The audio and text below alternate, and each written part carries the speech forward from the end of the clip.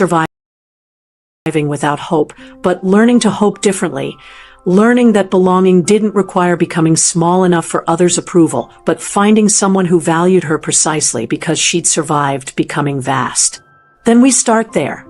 Goodness echoed, and took Mingjun's hand. If you have enjoyed this story so far, kindly subscribe and hit the notification bell to ensure you're part of the inner circle for every new release. The screen might go black, but the legend continues. Don't miss the next epic story. You are not his father. For words. Spoken in a sterile hospital corridor by a doctor who had no idea. Power seduces. Betrayal destroys. And revenge. Revenge is an art form best served by the woman you underestimated.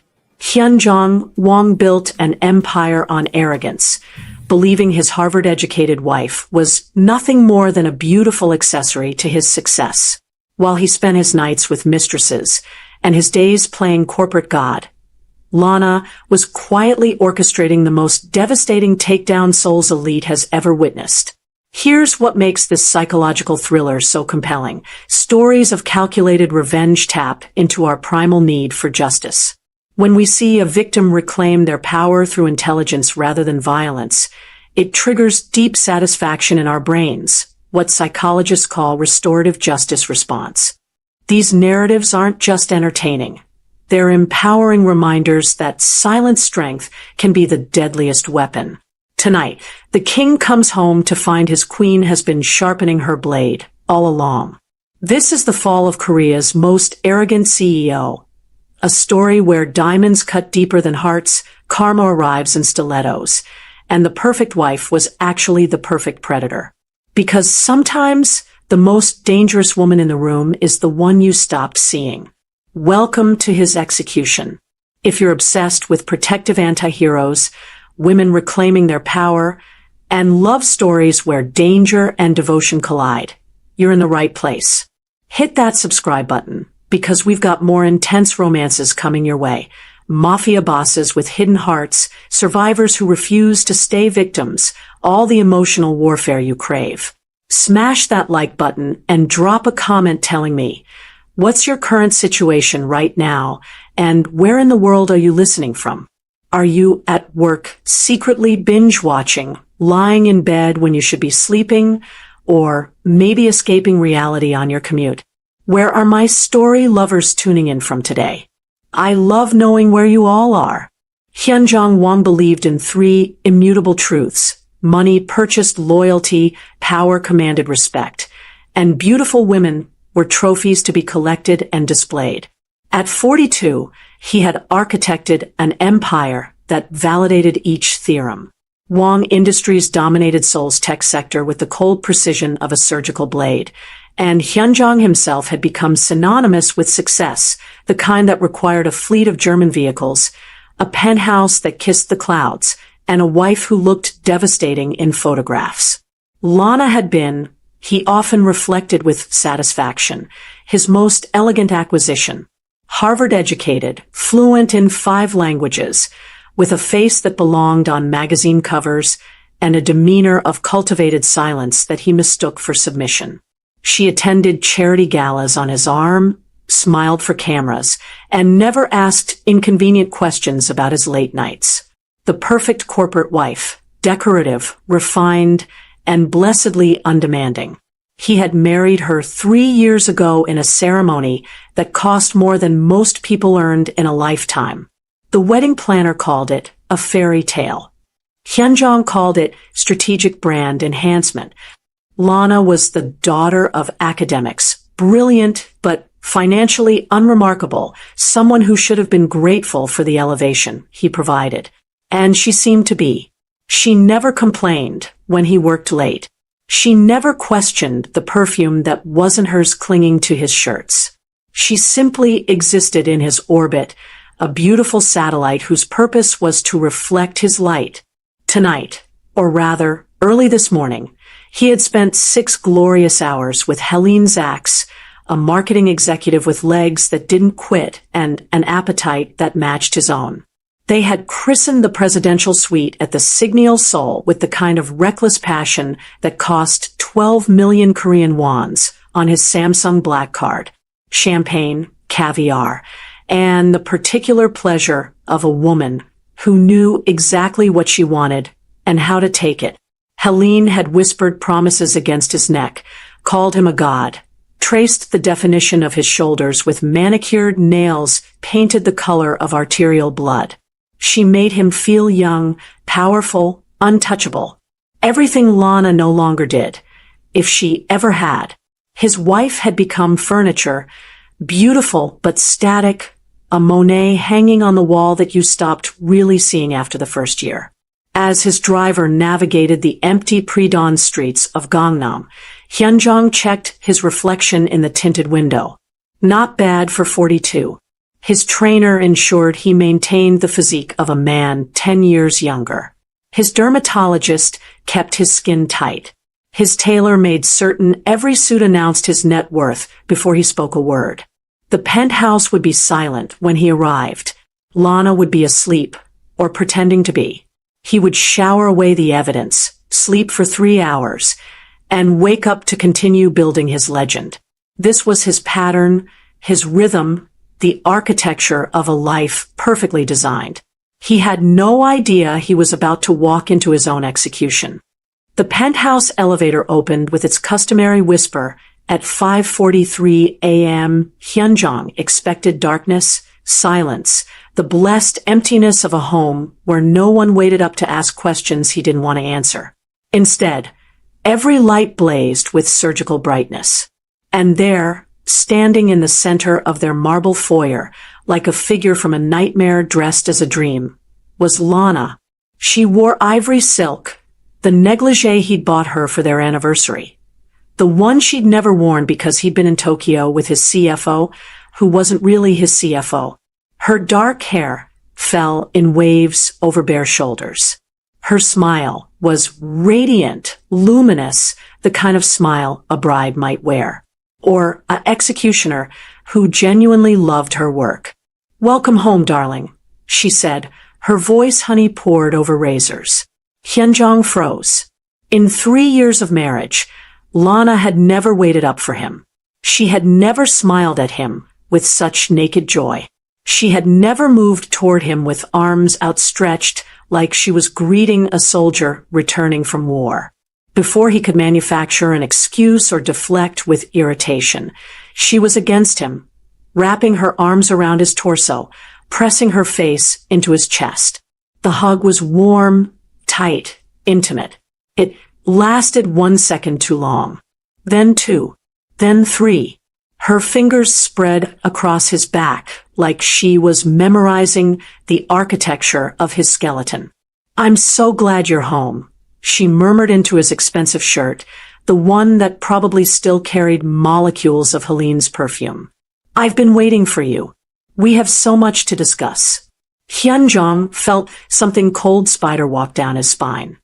Her voice was wrong. Too happy, too calm, too knowing.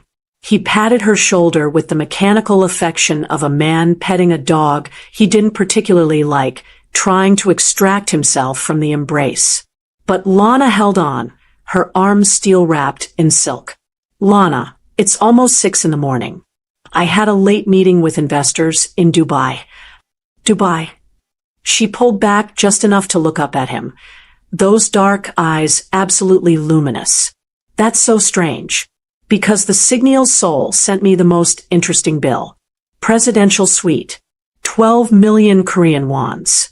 Champagne, caviar, and, oh, this is my favorite part, 1 complimentary couples massage."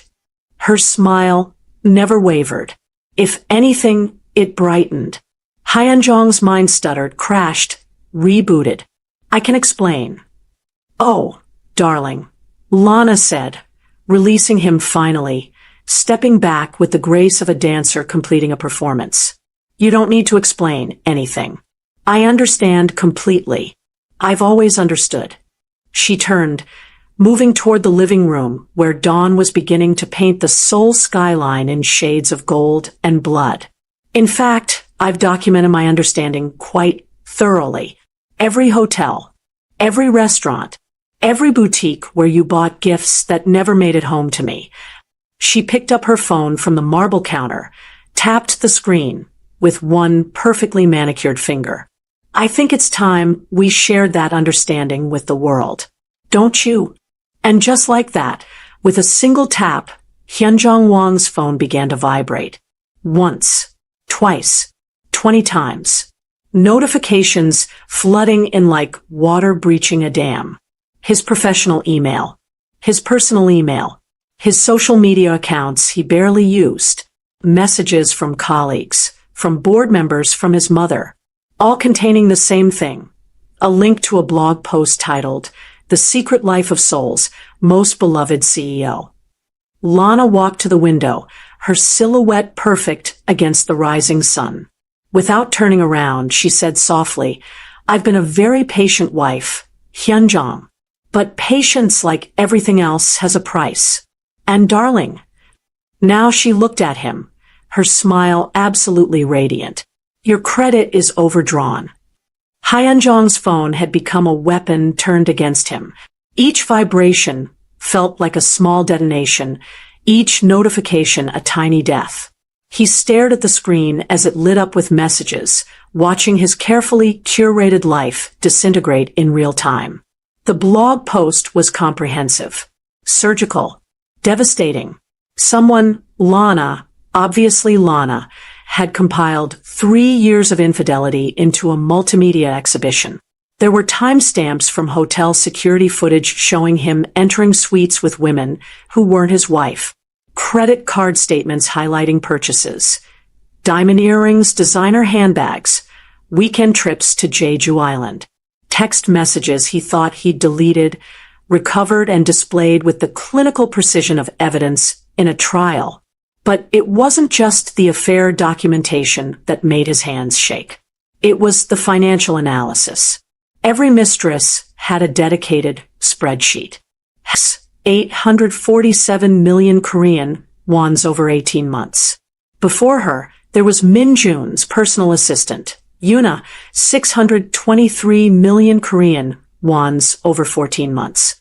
And before her, the gallery owner Sarah, 1.2 billion Korean wons over 2 years. The numbers climbed, merged, culminated in a total that made his vision blur. For 0.7 billion Korean wons. For 0.7 billion, one spent on women who weren't his wife, funded by a company he claimed to have built through sacrifice and vision.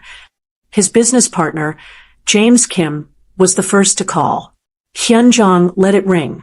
Then his mother, his sister, his VP of operations, the head of his legal team. Each call felt like an accusation he couldn't answer. A text from his CFO appeared. "The board wants an emergency meeting. 9 a.m. Be prepared." Prepared for what? How did one prepare for complete annihilation? Lana remained at the window, a silhouette of terrible calm. She'd poured herself tea, as if this were a casual morning, and was watching the sunrise with the serenity of someone who had just completed a masterpiece. "You can't do this," Hyunjong finally managed, his voice raw. "This is defamation. Invasion of privacy. I'll sue you for everything." Everything. Lana turned, her expression almost pitying. "Darling, you don't have everything. You never did. But we'll get to that." She took a delicate sip of tea. "First, I want you to check your email. The one from your building management company. It arrived approximately 4 minutes ago." With trembling fingers, Hyunjong opened his email. The subject line read, "Urgent. Violation of community standards." The body was brief, professional, and utterly damning. Several residents had filed formal complaints after receiving explicit materials that violated the building's ethics clause. Materials that featured Hyunjong Wang in compromising situations. The management company was launching an investigation and requested his voluntary cooperation. What explicit materials? His voice cracked on the last word. Lana's smile was radiant. Oh, just some video clips. Nothing artistic, I'm afraid. Very amateur. Very authentic. I had them delivered to every residence on our floor this morning. Mrs. Parkin, 42A, was particularly scandalized. She's very active in our church community, you know. The room tilted. Hyunjong gripped the counter to stay upright. You sent sex tapes to our neighbors? I sent your sex tapes to our neighbors, Lana corrected gently. I wasn't in them, remember? I was here, waiting, documenting, preparing. She set down her teacup with a soft click. Now check your phone again, husband. The real fun is just beginning. Smash that subscribe button and let us know in the comments who you are rooting for. Your support keeps these epic tales coming. So subscribe and join our community of today. The real fun manifested as a notification from the building's resident portal. Hyunjong opened it with the resignation of a man watching his own execution. Someone had posted in the community forum under an anonymous account, but everyone would know exactly who it concerned. The post was titled, "When Your Neighbor is Seoul's Biggest Hypocrite." It included screenshots, testimonials, even a map marking every hotel where Hyunjong had conducted his affairs within a 5-kilometer radius of their home. But the forum post was merely an appetizer. His phone rang again. This time, the building's head of security.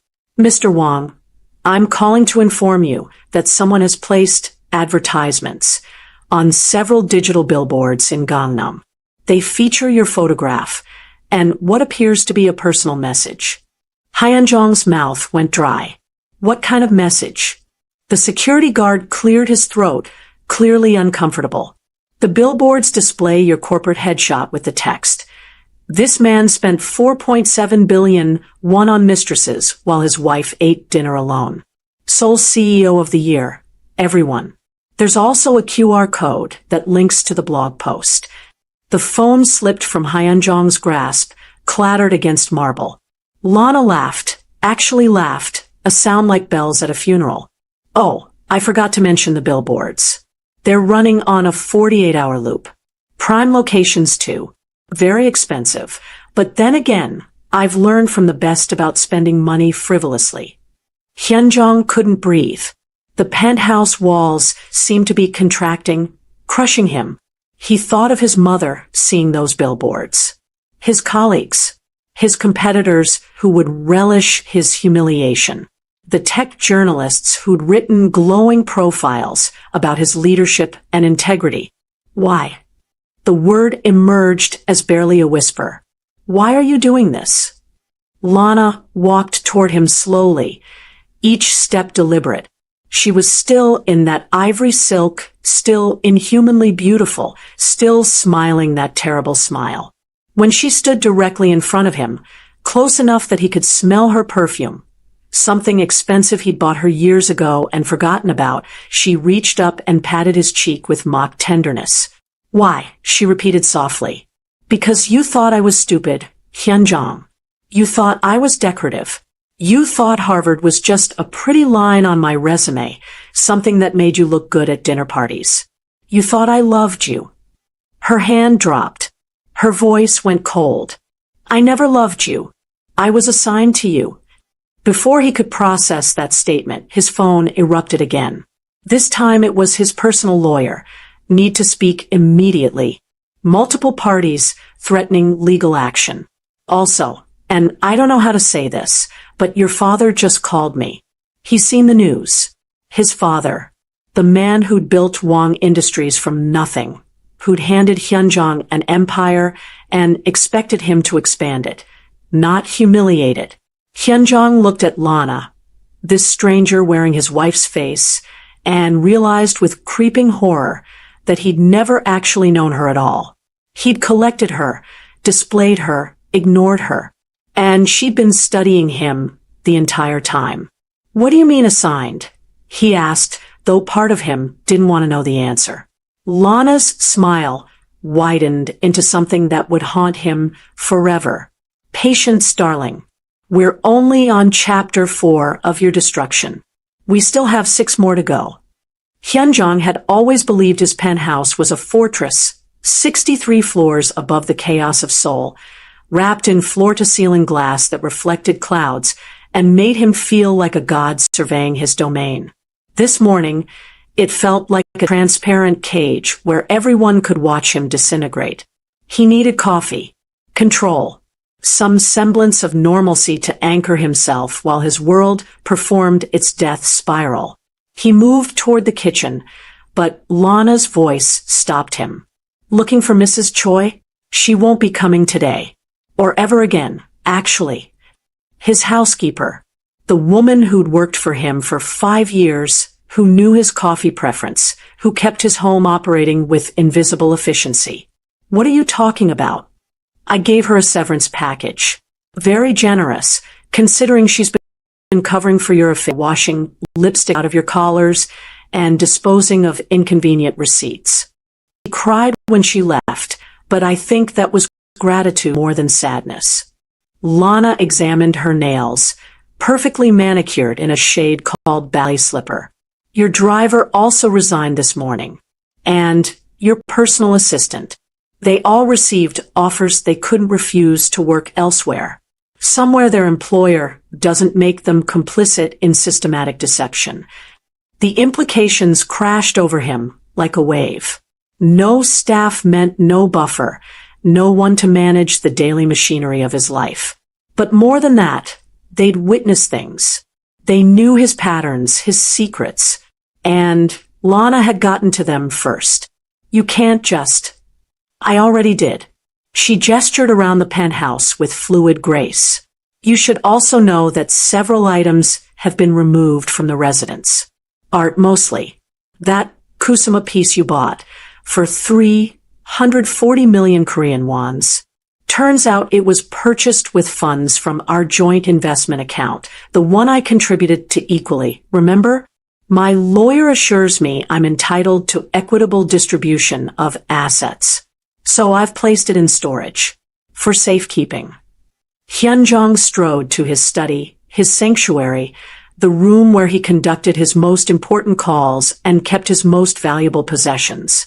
The door was unlocked. It was never unlocked. And when he stepped inside, his breath caught. The walls were bare. The Rothko that had cost more than most people's homes, gone. The limited edition sculptures, gone. His vintage watches, his collection of first edition business philosophy books, his framed awards and accolades, all of it erased. What remained was a single sheet of paper on his desk, printed in elegant font. Asset removal inventory, items subject to marital property division. The list was exhaustive. Clinical. Every piece cataloged with purchase date, price, and current estimated value. At the bottom, a note in Lana's handwriting. Don't worry. I left you the participation trophies from your college rowing team. Memories matter more than money, don't they? His phone erupted again. This time, his VP of operations, Sungmin Park, his friend since business school, his drinking companion, his most trusted confidant. Hyunjong, where are you? The board meeting was moved up. They want you here now. And listen, I don't know how to tell you this, but what? A long pause. Then, the auditors found irregularities in the expense reports. Large amounts coded as business development that appear to be personal expenditures. Hotels, jewelry, luxury goods. Someone submitted an anonymous tip with complete documentation. Of course they did. The board is calling for your immediate suspension pending investigation. There's talk of embezzlement charges. Hyunjong. Criminal charges. The phone slipped from his hand for the second time that morning. He turned to find Lana standing in the doorway of his empty study, backlit by the morning sun, looking like an avenging angel dressed in silk. Let me guess, she said pleasantly. Your glass fortress is cracking? That's the problem with building everything on deception, darling. Eventually, someone exposes the foundation. And then, She snapped her fingers, the sound sharp as breaking bone. Gravity does the rest. By 9:47 a.m., Hyunjong sat in the Wang Industries boardroom he'd designed himself, all intimidating black marble and panoramic views meant to remind everyone who held power. Today, he felt like a defendant awaiting sentencing. The board members avoided his eyes. These were people he'd worked with for years, whose children he knew by name, whose loyalty he'd purchased with generous stock options and year-end bonuses. Now they looked at him like he was radioactive. His father sat at the head of the table, silver-haired and granite-faced. Wang Dae-young had built this company from a struggling electronics repair shop into a tech empire. He'd given Hyunjong everything: education, opportunity, responsibility, and the disappointment radiating from him was more devastating than any billboard. "We've reviewed the preliminary audit," began the CFO, a woman named Grace Han who'd always been professionally courteous to Hyunjong. Now, her voice carried the warmth of a tax collector. "The irregularities are extensive. Over 4.7 billion Korean wons in company funds appear to have been misappropriated for personal use over a 3-year period. That's not, I can explain, the business development expenses. Were Cartier diamond earrings part of developing business with our semiconductor partners?" Grace's eyebrow arched. "Was the presidential suite at the Signal Seoul a strategic investment in our cloud computing division?" Sung-min, his supposed friend, finally spoke. "Hyunjong, I've known you for 15 years. I stood up at your wedding. I trusted you." He slid a folder across the table. "But I can't defend this." Inside were photographs. Hyunjong entering hotels with Helene Zaks. Helene, wearing jewelry he'd charged to the company card. Receipts for romantic dinners coded as client entertainment, where the only clients were his mistresses. "Someone has been very thorough in documenting your activities," said the company's lead counsel, an older man named Mr. John who'd known Hyunjong since he was a child. Very thorough indeed. Almost forensic in their precision. Every eye in the room knew who that someone was. "The board has voted," his father said, his voice like stone grinding against stone. "Effective immediately, you are suspended as CEO pending the completion of a full investigation. Your corporate accounts are frozen. Your access to company resources is revoked. You will surrender your corporate credit cards, your company vehicle, and your executive key card." "You're firing me? From my own company?" "It was never your company," his father said quietly. "You were a steward, and you've proven yourself unworthy of that trust." The words landed like physical blows. "If the investigation confirms embezzlement, we will have no choice but to pursue criminal charges," Grace added. "The board has a fiduciary responsibility to the shareholders. We cannot ignore theft of this magnitude." Hyunjong looked around the table at faces that had once smiled at him, had once sought his approval, had once called him a visionary. Now they looked at him with disgust, embarrassment, legal calculation. "Sung-min," he tried one last time. "You know me. Tell them. I know you spent company money on your mistresses while I was pulling 16-hour days to meet our quarterly targets." Sung-min's voice was cold, distant, the voice of a stranger. "I know you let the rest of us sacrifice while you played king. So yes, Hyunjong, I know you. And that's exactly the problem." When Hyunjong left the building 40 minutes later, security escorted him like a criminal. His Samsung Black Card was suspended. His executive parking spot had been reassigned. His access badge beeped red at every door. He stood on the street in his 8 million Korean won suit, watching his former employees stream past him into a building he could no longer enter. Some stared. Some whispered. Some smiled with barely concealed satisfaction. His phone vibrated once more. A text from Lana. "How does it feel to be ordinary, darling? Welcome to the world, where the rest of us live. Don't worry, it gets worse. See you at home. Well, your former home. We should discuss the mortgage. The Korean summer sun beat down on him, and Hyunjong Wang realized he was completely, utterly alone. Hyunjong returned to the penthouse at 2:17 p.m., a broken man in an expensive suit. The security guard who'd greeted him by name for 3 years now avoided eye contact. The elevator ride felt like descending into hell in reverse, going up but feeling the weight of damnation with every floor. Lana was waiting in the living room, but she changed. Gone was the ivory silk negligee, replaced by a white Stella McCartney power suit that probably cost more than his now suspended monthly salary. Her hair was pulled back in a severe chignon. She looked like a CEO. She looked like someone who'd just won a war. "Welcome back," she said, gesturing to the dining table where she'd spread out documents like an accountant preparing for an audit, which Hyunjong realized with creeping horror was exactly what this was. "I thought we should review your expenditures. Transparency is so important in a marriage, don't you think?" He wanted to rage, to flip the table, to assert some semblance of control. But he was exhausted, defeated, humiliated beyond the capacity for anger. So instead, he collapsed into a chair and stared at the papers that documented his systematic betrayal. The spreadsheet was a masterpiece of forensic accounting.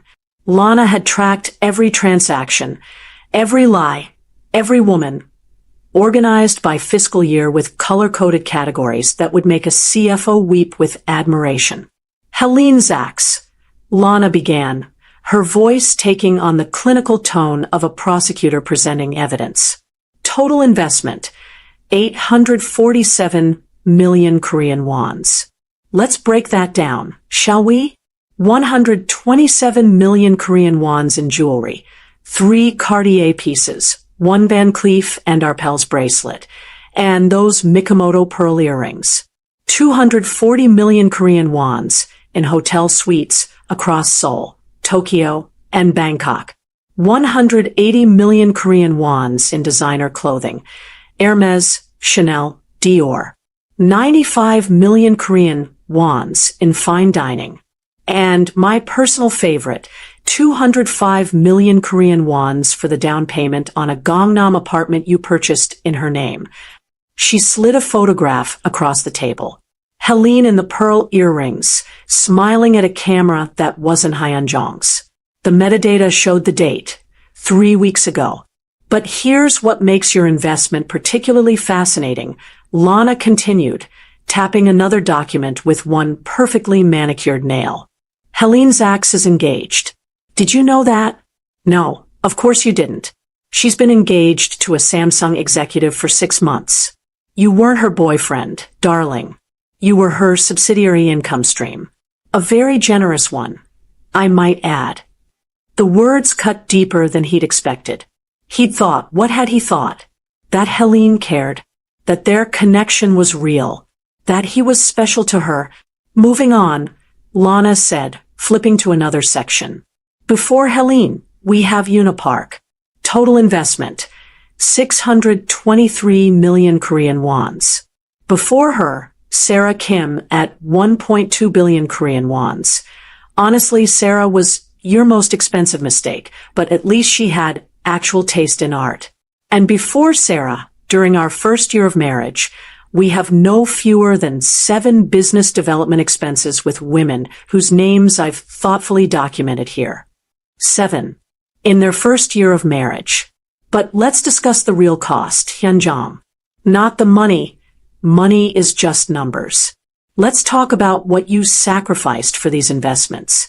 She pulled out another document, this one handwritten in her elegant script. "The nights I cooked dinner and ate alone, 847. The anniversary you forgot because you were in Jeju with Sarah, 1. The charity gala where I stood by myself while you texted your mistress, 12. The times I tried to talk to you about my work, my dreams, my life, and you looked through me like I was furniture. Uncountable. Her voice remained steady, but something flickered in her eyes. Pain, maybe, or the memory of pain carefully archived and weaponized. I kept a journal, she said softly. Every slight, every dismissal, every moment, you made me feel invisible. Would you like to read it? It's quite comprehensive. I was very thorough. Harvard teaches excellent research methodology. Hyunjong couldn't speak. His throat had closed around words that felt inadequate, pointless, too late. Here's the final calculation, Lana said, sliding one last document across the table. It was a simple equation written in red ink. For 0.7 billion Korean wons plus 3 years of systematic humiliation, plus the destruction of any remaining dignity equals your entire life. That's the cost of your infidelity, Hyunjong. Not just to your bank account or your reputation. To everything. Your company. Your family. Your future. She stood, smoothing her white suit jacket with careful precision. And here's what I learned from you about business. Always ensure your investments provide maximum return. She smiled, cold and beautiful and absolutely terrifying. Mine certainly have. If you have been enjoying this story so far, kindly subscribe and hit the notification bell to ensure you're part of the inner circle for every new release. The screen might go black, but the legend continues. Don't miss the next epic story.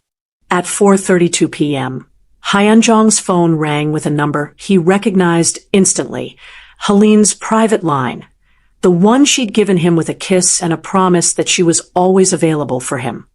He answered with the desperation of a drowning man reaching for driftwood. Helene, thank God. I need to see you. Everything's falling apart, and Mr. Wong. Her voice was different. Formal. Distant.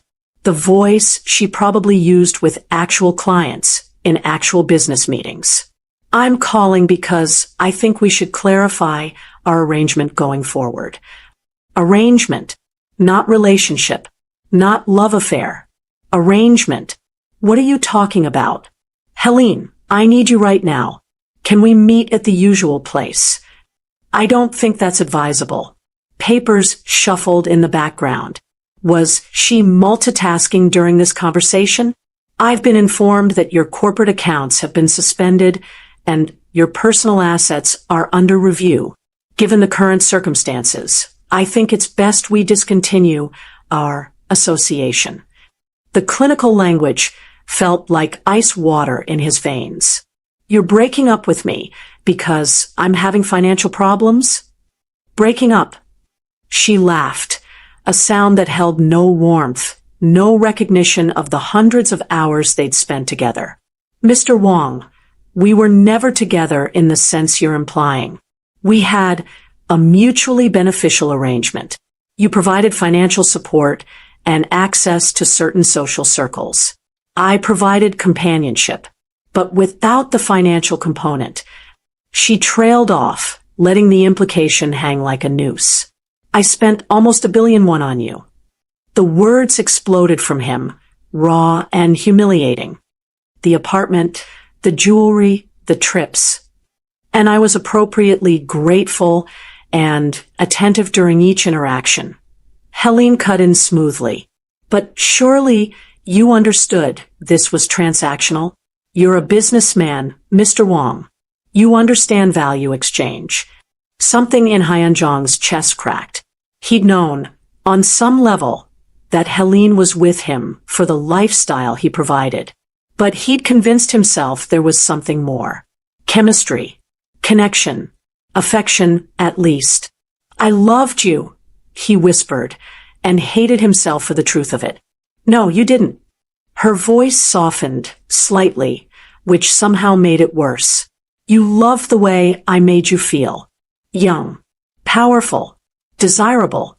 But that's not love, Mr. Wong. That's ego maintenance. And egos are expensive to maintain.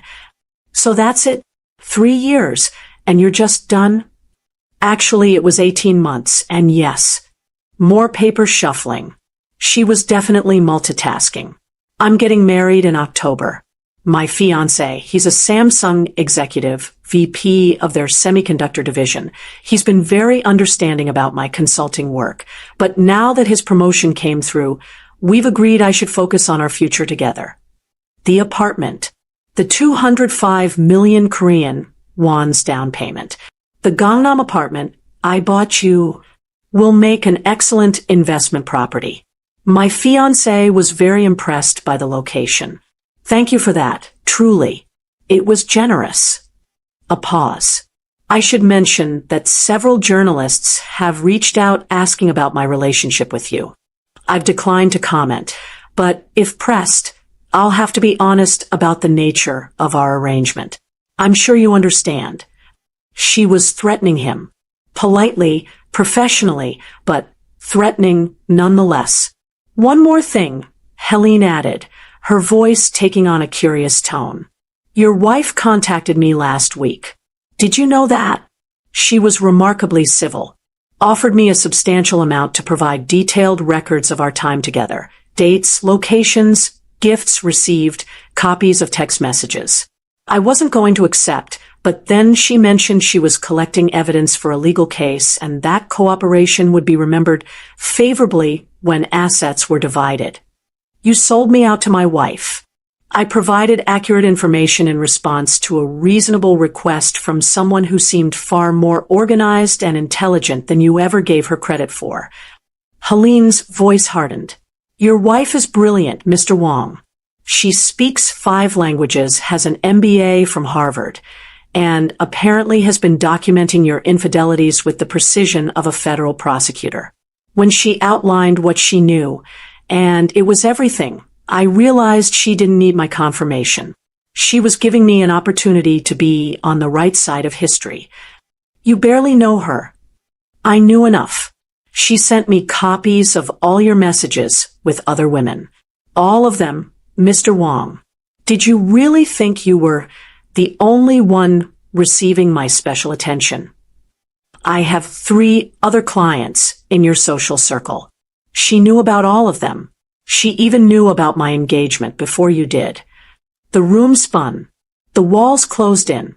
Everything he thought he understood about his life was revealed as constructed, artificial, a play where everyone knew their lines except him. Your wife told me something interesting, Helene continued, her tone almost philosophical now. She said that men like you collect women the way you collect art, for display, for status, never wondering if the art has feelings about being collected. But here's what you never learned. We were never on your wall, Mr. Wong. We were always just visiting your gallery. The line went dead. Hyunjong sat in his emptied penthouse, his phone silent for the first time all day, and understood that he'd never been the curator of his own life. He'd been the exhibit. And everyone, his wife, his mistresses, his board members, his friends, had been studying him, cataloging his flaws, waiting for the moment to remove him from display. His phone buzzed once. A text from Lana. Did Helene break your heart? Don't worry, darling. Hearts can be replaced. Empires, reputation, dignity, those are harder to rebuild. Now, come to the living room. We need to discuss your living arrangements. Emphasis on your, because this penthouse was purchased with Gilbin's family money. Time to learn who really owns what. The eviction notice was typed on heavy cream cardstock, the kind of expensive stationery that made even bad news look elegant. Lana presented it to him at 6:47 p.m. with the ceremony of someone serving a fine wine. You have until 9 a.m. tomorrow to vacate the premises, she said, her voice carrying the pleasant efficiency of a hotel concierge. I've arranged for a moving company to pack your personal items, your clothes, your toiletries, your participation trophies from college. They'll be placed in a storage unit in Suwon. The address is on the back of the notice. Suwon, a satellite city an hour outside Seoul. The place where people went when they couldn't afford Gangnam anymore. You can't throw me out of my own home. Our home, Lana corrected, settling onto the sofa with a glass of wine, a 2015 Chateau Margaux from his personal collection that he'd been saving for a special occasion. Apparently, his destruction qualified. And actually, I can. The penthouse was purchased through a holding company called Meridian Properties International. Would you like to guess who owns Meridian Properties? Hyunjong's silence was answer enough. The Gilbins Family Trust, Lana continued. Which means technically, you've been living in my family's property for 3 years. We've been very gracious landlords, but given recent events and your inability to pay rent, I paid the mortgage every month. You paid money into an account that was then transferred to another account that eventually made its way back to a Gilbins subsidiary. It was quite circular, really. My family enjoys irony. She took a delicate sip of wine. Think of it as a tax on arrogance. You've been paying rent to your wife's family while treating her like an unpaid domestic employee. The mathematics of karma are fascinating, don't you think? By 7:30 p.m., Hyunjong was packing a suitcase with shaking hands. His custom Brioni suits, his handmade Italian shoes, his Swiss watches that cost more than cars, all of it felt like costume jewelry, now props from a play that had closed. He tried to book a suite at the Shilla Hotel, one of his usual refuges. I'm sorry, Mr. Wong, the reservations manager said with audible discomfort.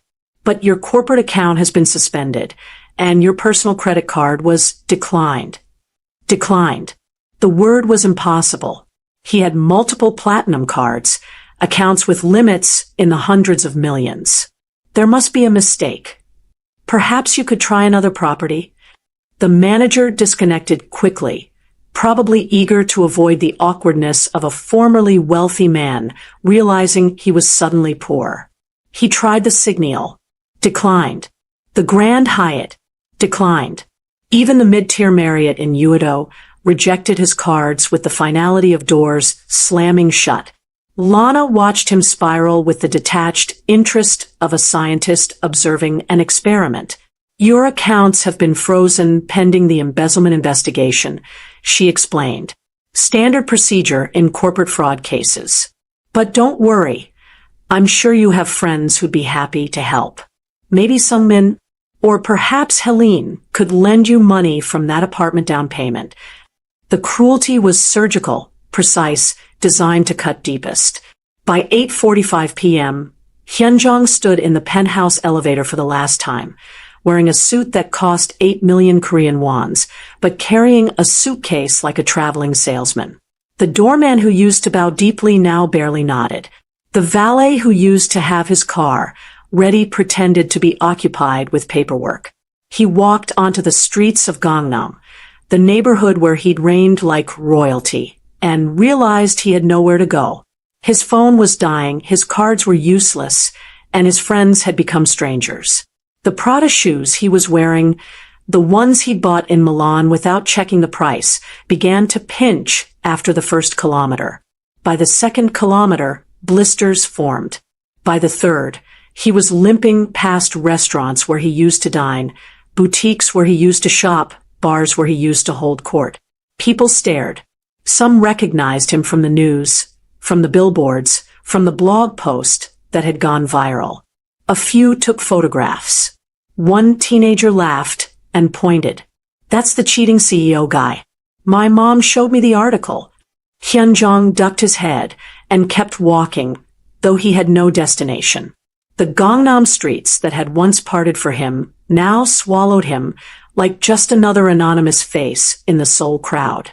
Around 11 p.m., he found himself at a PC Bang, an internet cafe, in a neighborhood he didn't recognize. The kind of place he'd never noticed existed, where people who couldn't afford computers at home paid by the hour to access the internet. He rented a station with the last bit of cash in his wallet, collapsing into a worn chair surrounded by teenagers playing video games. He Googled his own name, a masochistic impulse he couldn't resist. The results were catastrophic. Every major Korean news outlet had picked up the story. Tech blogs were writing think pieces about corporate ethics. Social media was on fire with hashtags. Hashtag Wong Scandal. Hashtag Karma in Stilettos. Hashtag Gangnam Cheater. His face was everywhere, always with the same expression. Arrogant, smug, the photograph from his CEO profile that now looked like evidence of hubris. But it was the opinion pieces that destroyed him. Feminist columnists praising his wife's strategic brilliance. Business analysts discussing the Wong industry's implosion as a case study in corporate governance failure. Even a podcast episode titled, "The Fall of Korea's Most Arrogant CEO, a Masterclass in Revenge." He was no longer a person. He was a cautionary tale. Around 2 a.m., his phone, running on 3% battery, received one final text from Lana. "Still awake? Good. You should be. Tomorrow morning, 10 a.m., my family's lawyers will be at the Four Seasons for a meeting. You're invited. Actually, you're required. We have so much to discuss about your future. Or, rather, your lack of one. Dress appropriately. First impressions matter, and you'll be meeting the people who actually own your life. Oh, and Hyunjong? Wear comfortable shoes. The commoner's walk is longer than you think. Sleep well, darling. Tomorrow, you learn who you really are."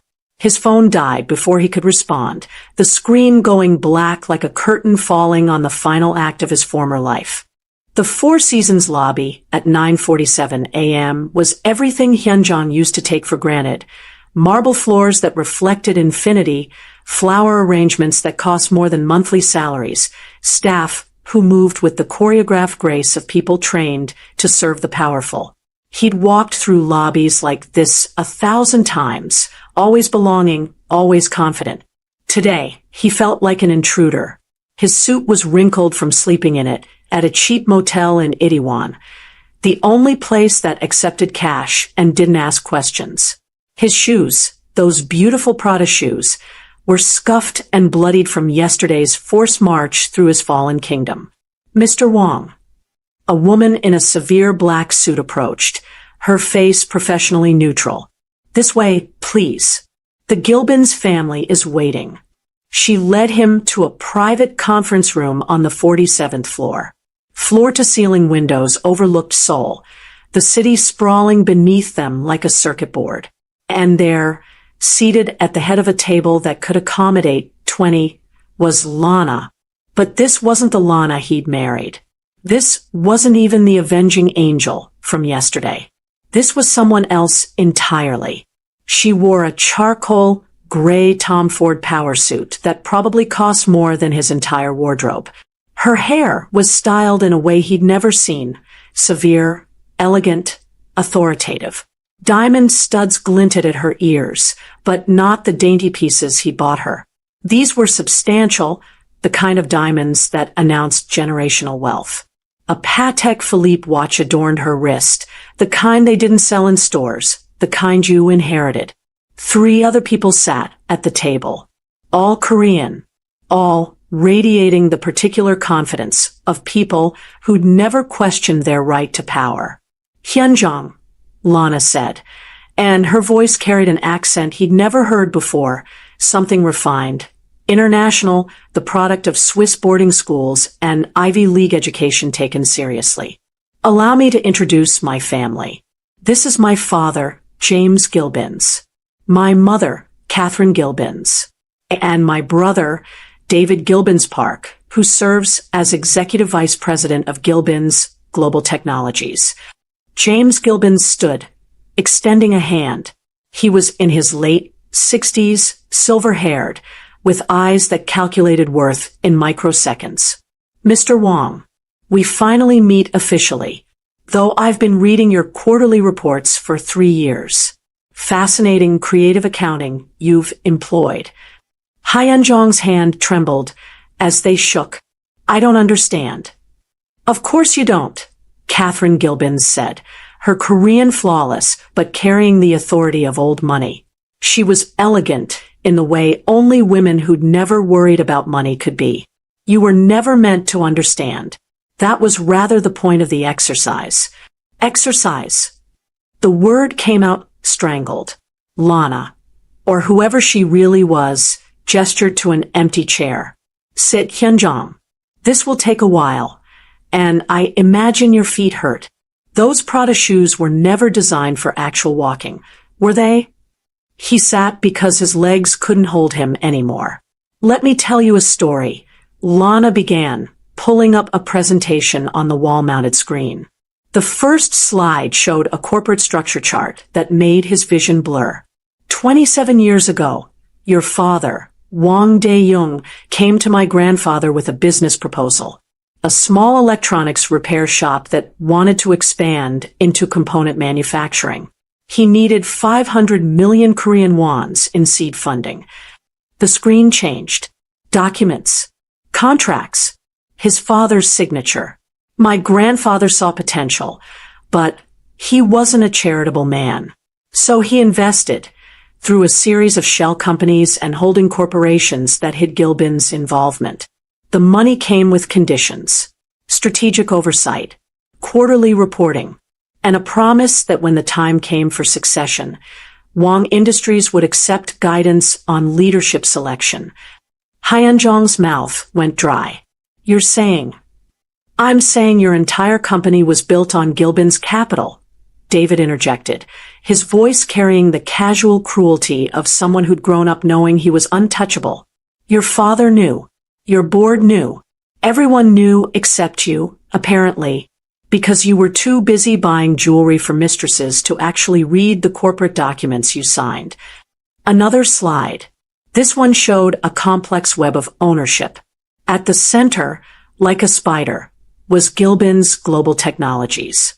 Connected by dozens of threads were subsidiaries, holding companies, investment vehicles. And there, buried 6 layers deep, was Wang Industries. 63%, Lana said softly. That's how much of Wang Industries my family controls through various entities. You thought you were a king, Hyunjong. You were a middle manager who got promoted beyond his competence. But why? His voice cracked. Why the marriage? Why the 3 years of due diligence? Lana said, simply. Gilbin's Global Technologies is acquiring Wang Industries. Full acquisition, not just a merger. We're consolidating our technology sector holdings, and your company was always going to be absorbed. But acquisitions require comprehensive assessment of leadership. She leaned forward, and he saw something dangerous in her eyes. I was assigned to evaluate you, Hyunjong, to determine if you could lead the subsidiary division post-acquisition, or if you needed to be removed. Harvard Business School, summa cum laude. 5 years in corporate strategy at McKinsey. 3 years embedded at Goldman Sachs. And then 3 years married to you, watching you fail every single test of character, integrity, and leadership. The room spun. You married me as a corporate evaluation? I married you because it was the most efficient way to access information my family needed. She corrected. Every dinner where you ignored me to take calls from mistresses, I was listening to your business discussions. Every night you spent in hotel suites, I was photographing documents in your study. Every time you dismissed me as decorative, I was building the case for your termination. Catherine Gilbins smiled, cold and satisfied. You failed spectacularly, Mr. Wang. The embezzlement alone would have been sufficient cause for removal. The systematic fraud, the corporate asset misappropriation, the hostile work environment you created. It's almost impressive how thoroughly you destroyed your own credibility. The board voted unanimously this morning. James added, pulling out a document and sliding it across the table. Wang Industries will be fully absorbed into Gilbin's Global Technologies by the end of the quarter. Your father will retire with a generous pension. He earned that with years of actual work. You, however, are terminated for cause with no severance, no stock options, and pending criminal investigation for embezzlement. Hyunjong stared at the document, but the words blurred together. Everything he'd believed about his life was a lie. His success, his power, his empire, all of it was borrowed. All of it was controlled by the woman he treated like furniture. He couldn't form sentences. You thought you were special, Lana said, standing and walking to the window. Souls sprawled beneath them, magnificent and indifferent. You thought Harvard educated you because you were brilliant, not because my grandfather made a generous donation. You thought you rose through your company because of merit, not because my family was grooming you for evaluation. You thought beautiful women wanted you for yourself, not for the money that was always ours. She turned, finally saw her clearly. Not his wife, not the quiet woman who ate dinner alone, but a high-level executive who'd spent 3 years conducting corporate espionage while he slept soundly beside her. You were never the hunter, Hyunjong, she said softly. You were always the prey. David stood, checking his Patek Philippe with the casual gesture of someone for whom time was money, literally. We're done here. Security will escort you from the building. You'll receive formal notice of all legal proceedings. I suggest you secure representation immediately, though given your current financial situation. He trailed off with a smile. Wait, Hyunjong choked out. Please. There has to be. I can fix this. I can. Fix what? Lana's voice cut like a scalpel. Your embezzlement, your affairs, your spectacular arrogance, the complete absence of integrity that defined your leadership. She gathered her papers with precise movements. Some things can't be fixed, Hyunjong. They can only be demolished and rebuilt from scratch. James Gilbins paused at the door, looking back with something that might have been pity. For what it's worth, Mr. Wong, this wasn't personal. It was business. We needed to know if you could lead. You couldn't. That's all there is to it. It felt personal, Hyunjong whispered. That's because you made it personal, Lana said, her hand on the door handle. Every mistress, every dismissal, every moment you made me invisible, you made it personal. I just made sure you paid for it professionally. She started to leave, then paused, looking back one final time. Oh, and Hyunjong? Your father is in conference room B. He wants to see you before you're escorted out. Something about needing to say things he should have said years ago. Her smile was terrible, beautiful, final. I imagine it won't be pleasant. Fathers rarely enjoy watching their sons destroy everything they built. The door closed behind the Gilbins family with a whisper that sounded like thunder. Hyunjong sat alone in the conference room, surrounded by windows that showed him a city he no longer belonged to, in a building owned by a family that had controlled his entire life without him ever knowing. His phone, recharged at the motel overnight, buzzed with a final message. Unknown number. The morning walk ends where the commoner's life begins. Welcome to reality, Mr. Wong. We hope you survive the experience. Outside the conference room, he could hear his father's voice, quiet and devastated, talking to someone about disappointment and shame. And how did I raise such a fool? Hyunjong stood on legs that barely supported him and walked toward that voice, toward the final humiliation, toward whatever remained of his demolished life. But before he reached the door, his phone buzzed once more. A video message from a number he didn't recognize, against his better judgment, against every instinct screaming at him to open it. The video showed Lana, his wife, his evaluator, sitting in what appeared to be a private office. But she wasn't alone. Standing behind her, hand on her shoulder in a gesture of unmistakable intimacy, was Sung-min Park, his supposed best friend, his former VP of operations. They were both smiling. And in the background, on the wall, was a photograph, Lana and Sung-min at what appeared to be a Harvard Business School reunion, dated 5 years ago. 2 years before Hyunjong had ever met her. The video ended with Lana, looking directly into the camera, her smile absolutely radiant, and mouthing 3 words. Check. And mate. The phone slipped from Hyunjong's hands, clattering to the floor as the final piece of his destruction clicked into place. She hadn't just evaluated him. She'd orchestrated everything. Everything. If you have enjoyed this story so far, kindly subscribe and hit the notification bell to ensure you're part of the inner circle for every new release.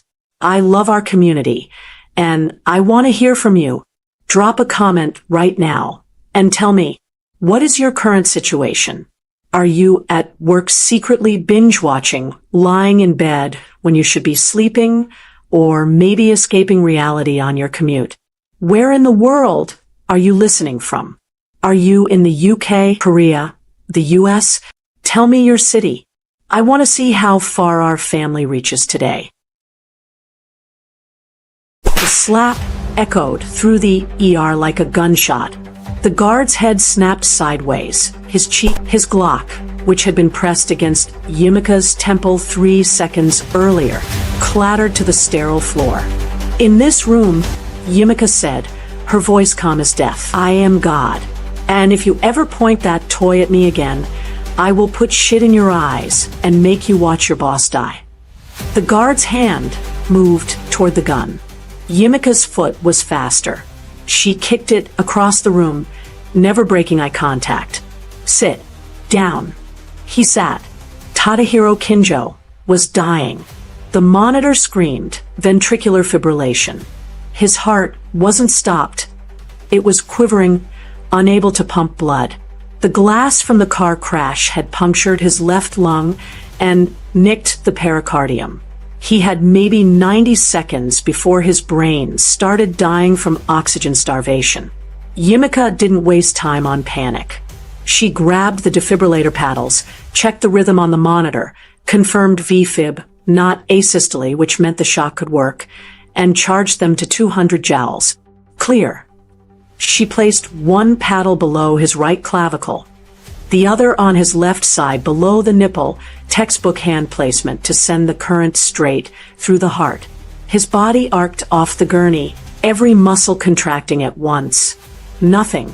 The monitor still screamed. Charging to 300. Clear. This time, the monitor hiccuped. A single blip. Then another. Then a rhythm. Sinus tachycardia. Fast but alive. Tadahiro's eyes snapped open. The first thing he saw was her, a woman with fire in her eyes and blood on her scrubs, standing over him like she'd just ripped him back from the afterlife by sheer will. She had. You're in normal sinus rhythm now, Yimika said, already moving to insert a chest tube for his collapsed lung. Try not to die again in the next 10 minutes. I'm busy. From the observation deck above, Finley Harrington set down his champagne flute. He'd been passing through on his monthly charity inspection when the chaos started. Now, he couldn't look away. In 30 years, he'd never seen anyone who couldn't be controlled. The hunt had begun. But here is the question that has the entire kingdom whispering. Who is Yimika really? Because by the end of this story, you'll realize she wasn't just caught in the crossfire. She was the one who pulled the trigger. If you're new here, you're joining at the perfect time. We tell stories for the ones who love fierce heroines and dangerous men. Before we reveal the next insane plot, hit that subscribe button and turn on the bell. You do not want to be the only one who misses the mind-bending twist if it changes everything you think you know about Yimika. Are you Team Mafia or Team Duke? Lock in your vote in the comments right now. I'm reading every single one to see whose side you're on before the blood starts to spill. Smash that like button and drop a comment telling me, what's your current situation right now, and where in the world are you listening from? Are you at work secretly binge-watching, lying in bed when you should be sleeping, or maybe escaping reality on your commute? Where are my story lovers tuning in from today? I love knowing where you all are. Now, let's get back to the hospital wing, where a Duke's pride is about to meet a nurse's Pepper. She didn't ask his name, didn't ask what happened, didn't flinch when she saw the full-body tattoos that marked him as Yakuza, as someone who lived in shadows and violence. To her, he was just another body that needed fixing. Tadahiro tried to speak, but his throat was raw. He watched her work instead. Her hands moved with brutal efficiency. She located the fifth intercostal space, made the incision, and drove the chest tube between ribs with the kind of controlled force that came from having done this 100 times. The collapsed lung began to reinflate. The monitor stabilized. "There," she said, taping the tube in place. "Now you can breathe like a normal human being."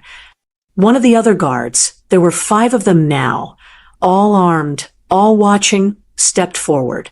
"Miss, we need to move the boss to a private. He has a pneumothorax, possible internal bleeding, and his heart just remembered how to beat 5 minutes ago." Yimika snapped. "He's not going anywhere until I say so. You want him to die in a hallway? Be my guest. But it won't be on my watch." The guard looked at Tadahiro. Tadahiro's lips curved into the faintest smile. "Do what she says," he rasped.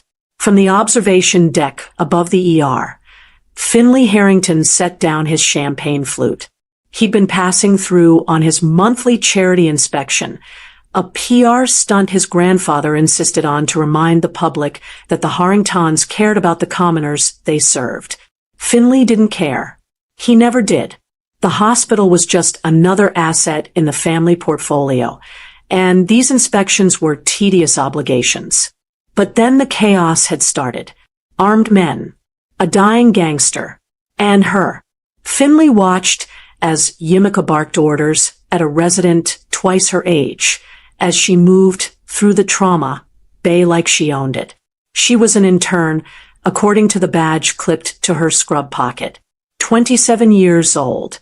Nigerian descent. Top of her class at Johns Hopkins before transferring here. He'd read her file once, months ago, when his grandfather had praised her work ethic. Finley had dismissed it. Another overachiever, trying to prove herself. But now, watching her stand toe-to-toe with armed criminals, watching her command a room full of people who should have been her superiors, Finley felt something he hadn't felt in years. Curiosity. By the time Yimika finished stabilizing Tadahiro and handed him off to the surgical team, the entire ER was buzzing. Nurses whispered. Residents stared. Even the attending physician, Dr. Manuel Chun, pulled her aside. "Johnson," he said quietly, "that was either the bravest or the stupidest thing I've ever seen." Yimika wiped the blood off her hands with a paper towel. "He was dying. I saved him. That's the job. You slapped a man holding a gun. He was in my way." Dr. Chun studied her for a long moment, then shook his head. "You've got steel nerves, kid. Just try not to get yourself killed, all right?" Yimika nodded and walked away. She didn't even see the way people looked at her now, with a mix of awe and fear. She didn't see Finley Harrington still watching from above, his fingers drumming against the glass. And she didn't see Tadahiro Kinjo, now sedated and prepped for surgery, smile in his sleep. The legend of the nurse had begun. 3 days later, Yimika was hiding in the hospital garden. It wasn't really hiding. She was on her lunch break, eating a sad turkey sandwich on a bench beneath a cherry blossom tree. But it felt like hiding. Ever since the incident with the Korean gangster, she'd become a minor celebrity. People stopped her in hallways. Nurses asked for selfies. One of the surgical residents had even asked for her autograph. It was exhausting. She just wanted to eat her sandwich in peace. "You didn't bow." Yimika looked up. A man stood before her, tall and impeccably dressed, was perfectly styled, his jaw sharp enough to cut glass. He looked like he'd stepped out of a cologne advertisement. Finley Harrington. She'd seen his face on plaques all over the hospital. Heir to the Harrington Empire. Future Duke of the Eastern Counties. A man who, according to hospital gossip, had never heard the word no in his entire life. "Excuse me?" Yimika said. 3 days ago, Finley said, his voice cold and precise. I passed through the main lobby. Everyone stopped. Everyone bowed. Except you. You walked right past me like I was invisible. Yimika took another bite of her sandwich. I didn't see you. You looked directly at me. Then I didn't care. Finley's jaw tightened. Around them, the garden had gone silent. A few nurses who'd been chatting on a nearby bench were now staring, wide-eyed. Do you know who I am? Finley asked. Yep, Yimika said. You're the guy whose name is on the building. Congratulations. Your grandfather has money. Someone gasped. Finley took a step closer. I could have you fired, he said quietly. One word from me, and you'll never work in medicine again. Not in this country. Not anywhere. Yimika stood up. She was a full head shorter than him, but somehow she made him feel small. Let me tell you something, Mr. Cologne Duke, she said, her voice steady and sharp. I don't care about who you are, and you can do your worst. I don't bow to people who think respect is something you can buy or threaten out of someone. You want my respect. Earn it. Until then, you're just another pompous, arrogant man, wasting my lunch break. She stepped around him. Now leave my presence before I pour pepper on you. Finley stood frozen as Yimika walked away. Around the garden, nurses and staff members stared at him, waiting to see what he'd do. He'd been called many things in his life, brilliant, ruthless, untouchable. But no one had ever called him pompous to his face. No one had ever dismissed him like he was a nuisance. And Pepper? Why did she say Pepper? Wasn't he hot enough? Did she want to blind him? Most likely. His hands clenched into fists. He should fire her. He should destroy her career. He should make an example of her, so that no one else ever dared to speak to him that way again. But as he watched her disappear through the garden doors, he felt that same curious pull he'd felt 3 days ago in the observation deck. She wasn't afraid of him. And Finley Harrington had spent his entire life surrounded by people who were terrified of disappointing him. Finley was still standing in the garden, contemplating his next move, when someone brushed past him. Sorry, the man muttered. Finley turned. It was him, the Korean gangster from the ER, Tadahiro Kinjo. He was dressed casually now, in jeans, t-shirt that showed the edges of his tattoos. His chest was bandaged, but he moved like someone who'd been stabbed before and knew how to work through the pain. Watch where you're going, Finley snapped. Tadahiro stopped, turned, looked at him. I said I was sorry, Tadahiro said evenly. I don't care what you said. You. Finley shoved him. Not hard, but enough to make a point. Enough to reassert dominance. Tadahiro smiled. It wasn't a friendly smile. Okay, Tadahiro said softly. Then he walked away. 2 hours later, Finley stood in the hospital parking garage, staring at what was left of his car collection. All 3 of them, the Aston Martin, the Bentley, the custom Rolls-Royce, had been destroyed. Tires slashed. Windows shattered. The word pompous spray painted across the Aston Martin's hood in red letters 3 feet tall. Security footage showed nothing. The cameras had mysteriously malfunctioned. Finley's hands shook, not with fear, but with rage. He pulled out his phone and made a call. Grandfather, he said, I want to know everything about a man named Tadahiro Kinjo. And I want it now. The horse track at Harrington Estate stretched across 50 acres of manicured green, a monument to old money and older traditions.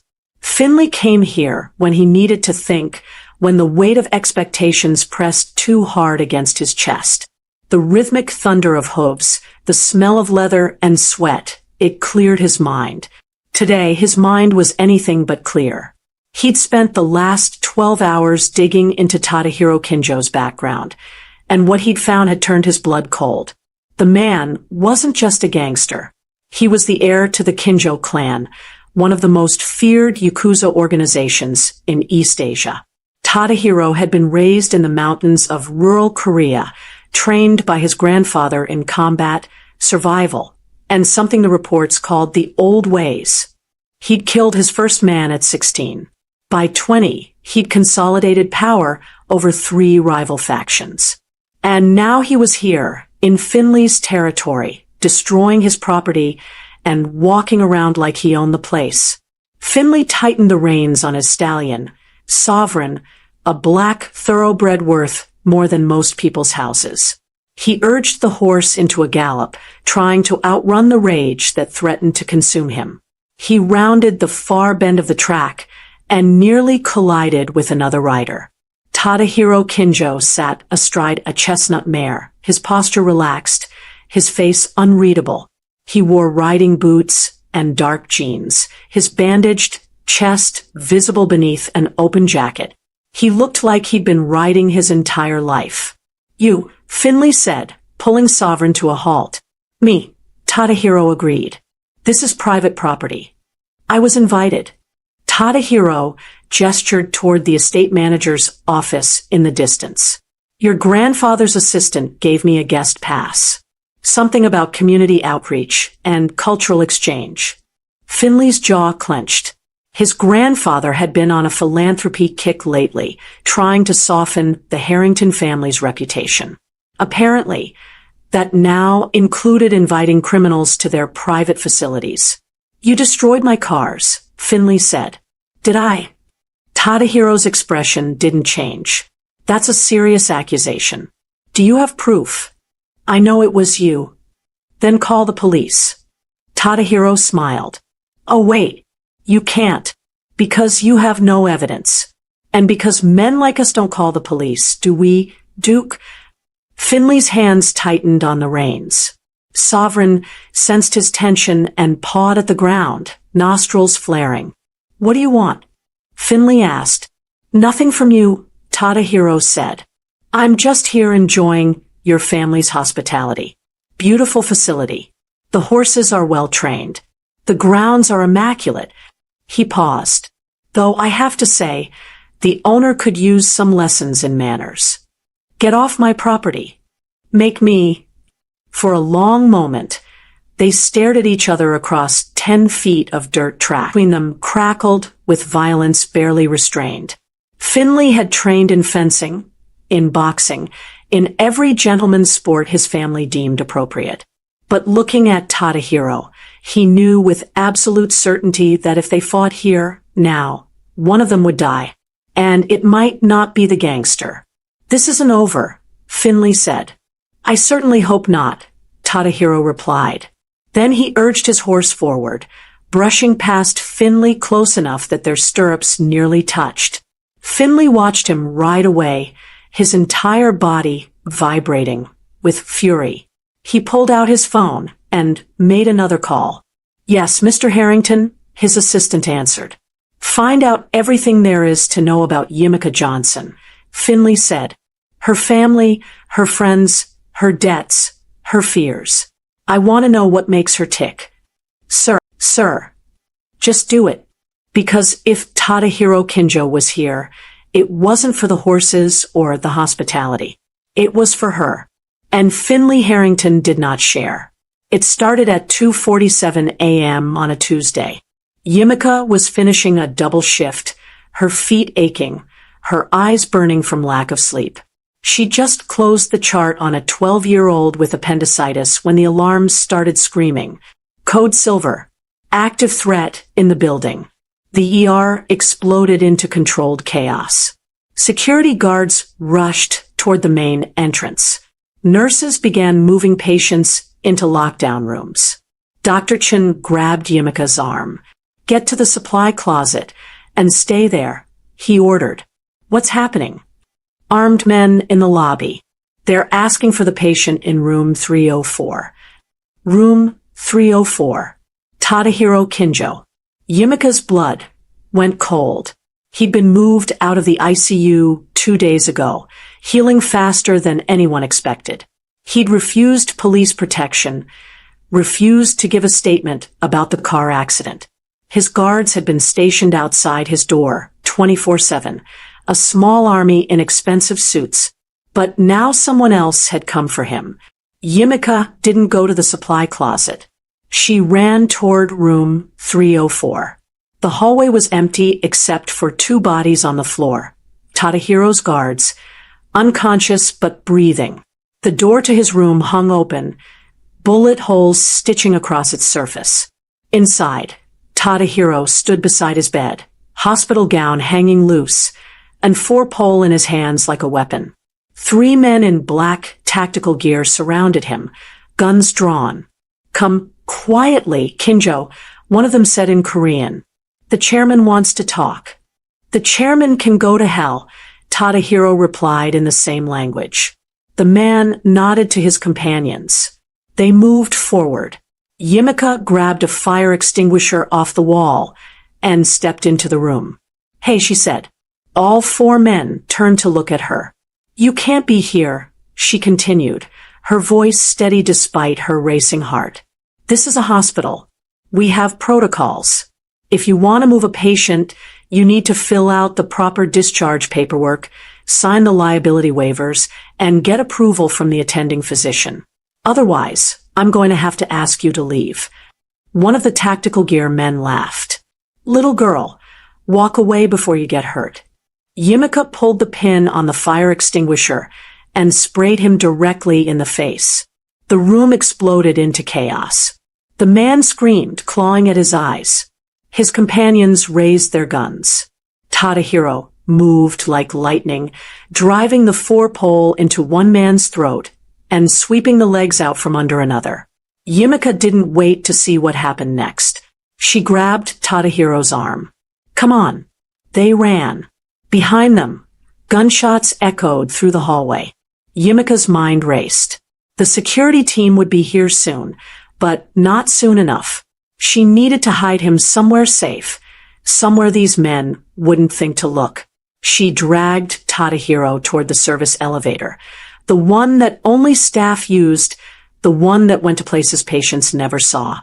"Where are we going?" Tadahiro asked, his breathing labored. His stitches had torn. Blood seeped through his hospital gown. "Somewhere they won't find you," Yimika said. The elevator doors opened. They stepped inside. Yimika hit the button for the morgue. Tadahiro asked, reading the button labels. "You have a better idea." He laughed. It was a rough, pain sound.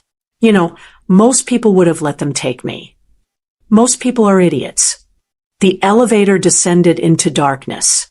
Above them, they could hear shouts, running footsteps, the wail of police sirens finally arriving.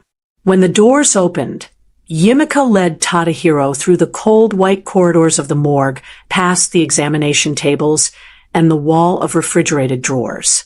She pulled open an empty drawer, one of the larger ones, meant for bodies over 6 feet tall. "Get in," she said. "You're joking." "Do I look like I'm joking?" Tadahiro studied her face for a moment, then climbed into the drawer. It was a tight fit, and he had to curl onto his side. But he managed. "If I die in here," he said, "I'm going to haunt you. If you die in here, I'll revive you just so I can kill you myself for wasting my time." She slid the drawer closed, leaving just a crack for air. Then she sat down on the floor, her back against the wall of drawers, and waited. Her hands were shaking. Her heart was pounding. She'd just assaulted 3 armed men with a fire extinguisher and hidden a Yakuza boss in a morgue drawer. This was either the bravest or the stupidest thing she'd ever done. She was starting to think it might be both. The Harrington Estates Grand Ballroom hadn't seen this many people since the last coronation gala. Crystal chandeliers cast prismatic light across marble floors. Men in tailored suits and women in evening gowns mingled beneath oil paintings of Harrington ancestors who stared down with expressions of perpetual disapproval. Yimika stood near the refreshment table, feeling wildly out of place in her borrowed dress, a simple black number that Dr. Chen's wife had lent her when the invitation arrived. She tried to decline. Hospital interns didn't get invited to estate galas. But the invitation had been specific, addressed to her by name, signed by Lord Harrington himself. You saved a man's life under extraordinary circumstances, the card had read. Your presence would honor us.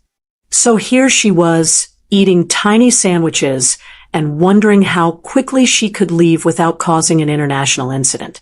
You came, a voice said behind her. She turned. Tadahiro stood there in a black suit that fit him like it had been painted on.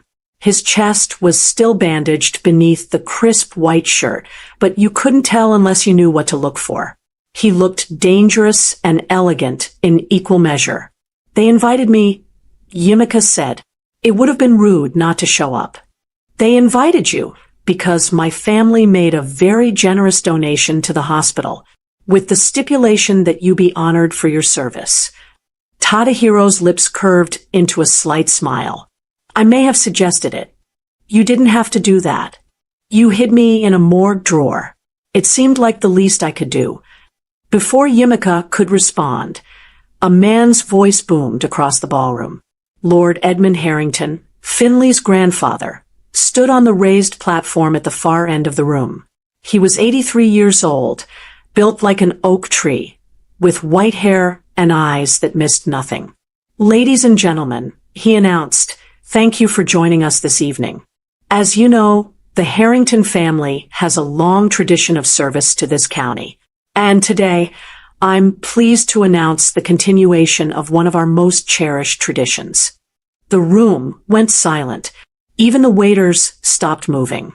The decathlon of sovereigns will commence in 2 weeks, Lord Harrington continued.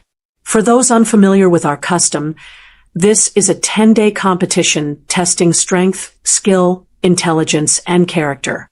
The winner will serve as the honorary Duke of the Eastern Counties for 30 days, with all the privileges and responsibilities that entails. Murmurs rippled through the crowd. Yimika had heard about the decathlon in passing, some kind of rich people's game, but she'd never paid much attention to it. This year, Lord Harrington said, his voice rising, we're expanding the competition. 20 participants instead of 12. 18 invitations will go to families of distinguished lineage. But 2 slots, 2 wildcard positions, will be awarded through public lottery. Any citizen may apply. The murmurs turned into excited chatter. Lord Harrington raised his hand for silence. The winner will not only receive the title, but will also have the authority to propose one change to county law or policy. This is not symbolic. The Harrington family will use all our influence to see that change enacted. Now people were really talking. Yimika watched as various guests pulled out their phones, no doubt already strategizing how to secure those wild card slots.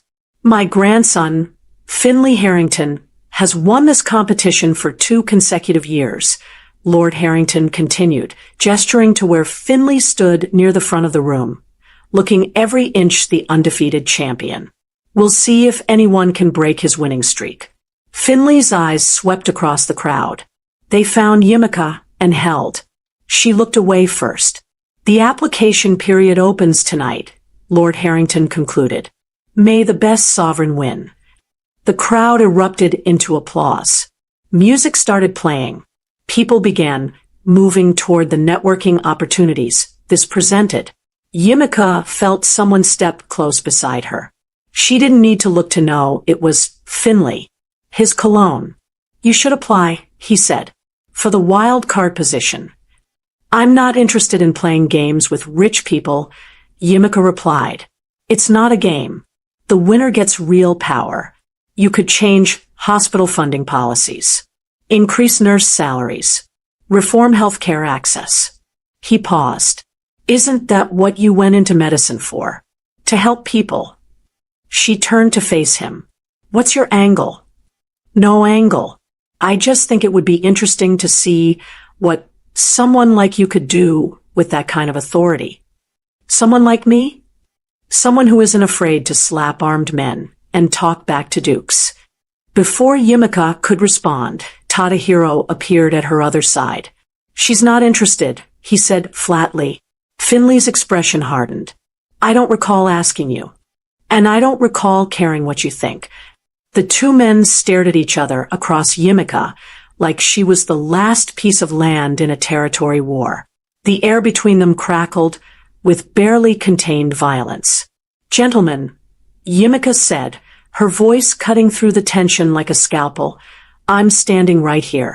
And neither of you gets to speak for me."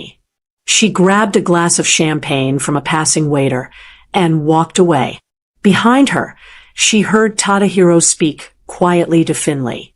"I'm entering the competition." "On what grounds?" Finley replied.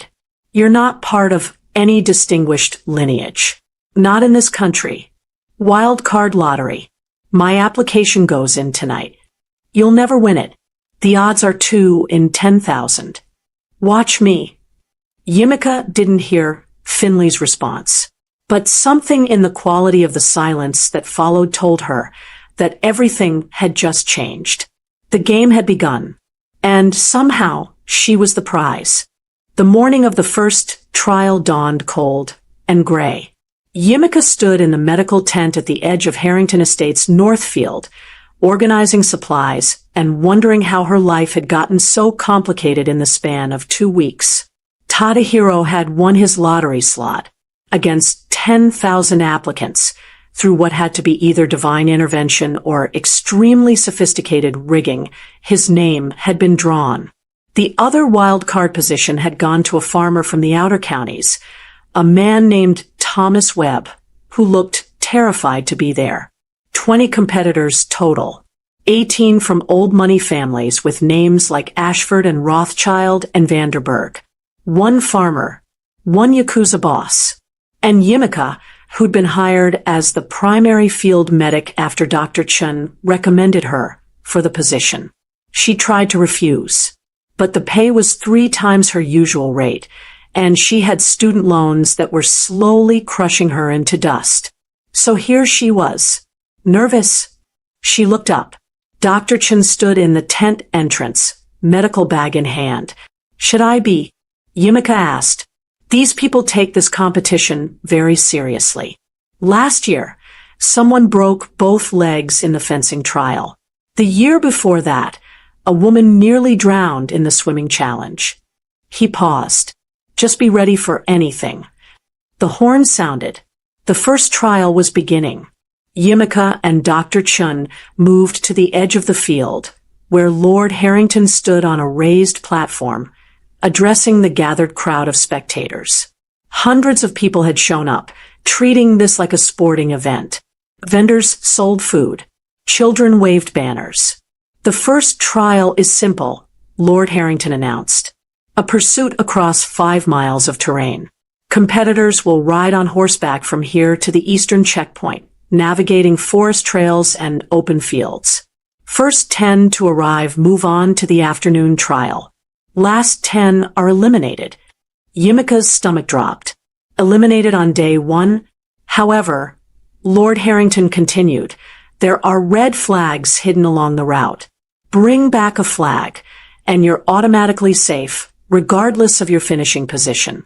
There are only 5 flags." The competitors mounted their horses. Yumika recognized most of them from the gala, sons and daughters of industrial empires, heirs to banking fortunes. They all looked confident, comfortable in their saddles. Finley rode Sovereign, the massive black stallion. He sat straight-backed and composed, every inch the 2-time champion. Tadahiro rode the same chestnut mare from the track, but something was different about him now. His posture had shifted. He looked feral, dangerous, like someone who'd learned to ride bareback through mountain passes while being hunted. The starting pistol fired. 20 horses exploded forward in a thunder of hoofs. The crowd roared. What happened next would become legend. Finley took an early lead, Sovereign's long stride eating up the ground. Behind him, the pack jostled for position, following the clearly marked trail into the forest. Tadahiro veered off the trail immediately. Yimika watched through binoculars as he guided his horse straight into the thick underbrush, disappearing into terrain that looked impassable on horseback. The crowd murmured in confusion. "What's he doing?" someone asked. "He's going to kill himself," someone else replied. But 8 minutes later, Tadahiro emerged from the forest at a completely different point, a red flag tied to his saddle, mud splattered across his face and chest. He'd cut straight through the terrain. Everyone else was avoiding, using what looked like animal trails and creek beds. The crowd went silent with shock. Then the cheering started. Finley crossed the finish line first, as expected. But his face was dark with fury because Tadahiro had already been there waiting, lounging against a fence post with that infuriating smile. "Good ride, Duke," Tadahiro said. "You've got excellent form." "You cheated," Finley said. "I took a shortcut. That's not against the rules. That terrain is impossible on horseback. For you, maybe." Lord Harrington stepped forward before things could escalate. Tadahiro Kinjo wins the first trial through flag acquisition. Finley Harrington places second through speed. Congratulations to both. As the other competitors began arriving, Yimika saw Finley staring at Tadahiro with something beyond simple rivalry. It was the look of someone who just realized he was in a real fight for the first time in his life. And he wasn't sure he could win. If you have been enjoying this story so far, kindly subscribe and hit the notification bell to ensure you're part of the inner circle for every new release. The screen might go black, but the legend continues. Don't miss the next epic story. Tadahiro limped into the medical tent an hour after the trial ended, mud caked in his hair, blood seeping through his shirt where his barely healed chest wounds had torn open. "You're an idiot," Yimika said, not looking up from the inventory sheet she was updating. "Nice to see you too. Sit." He sat on the examination table, wincing as he peeled off his shirt. The ride had been brutal on his healing body. Fresh blood, mixed with old bandages, and Yimika could see where the stitches had pulled loose. She snapped on gloves and began cleaning the wounds with methodical precision. Tadahiro didn't flinch, didn't make a sound, just watched her work with those dark, unreadable eyes.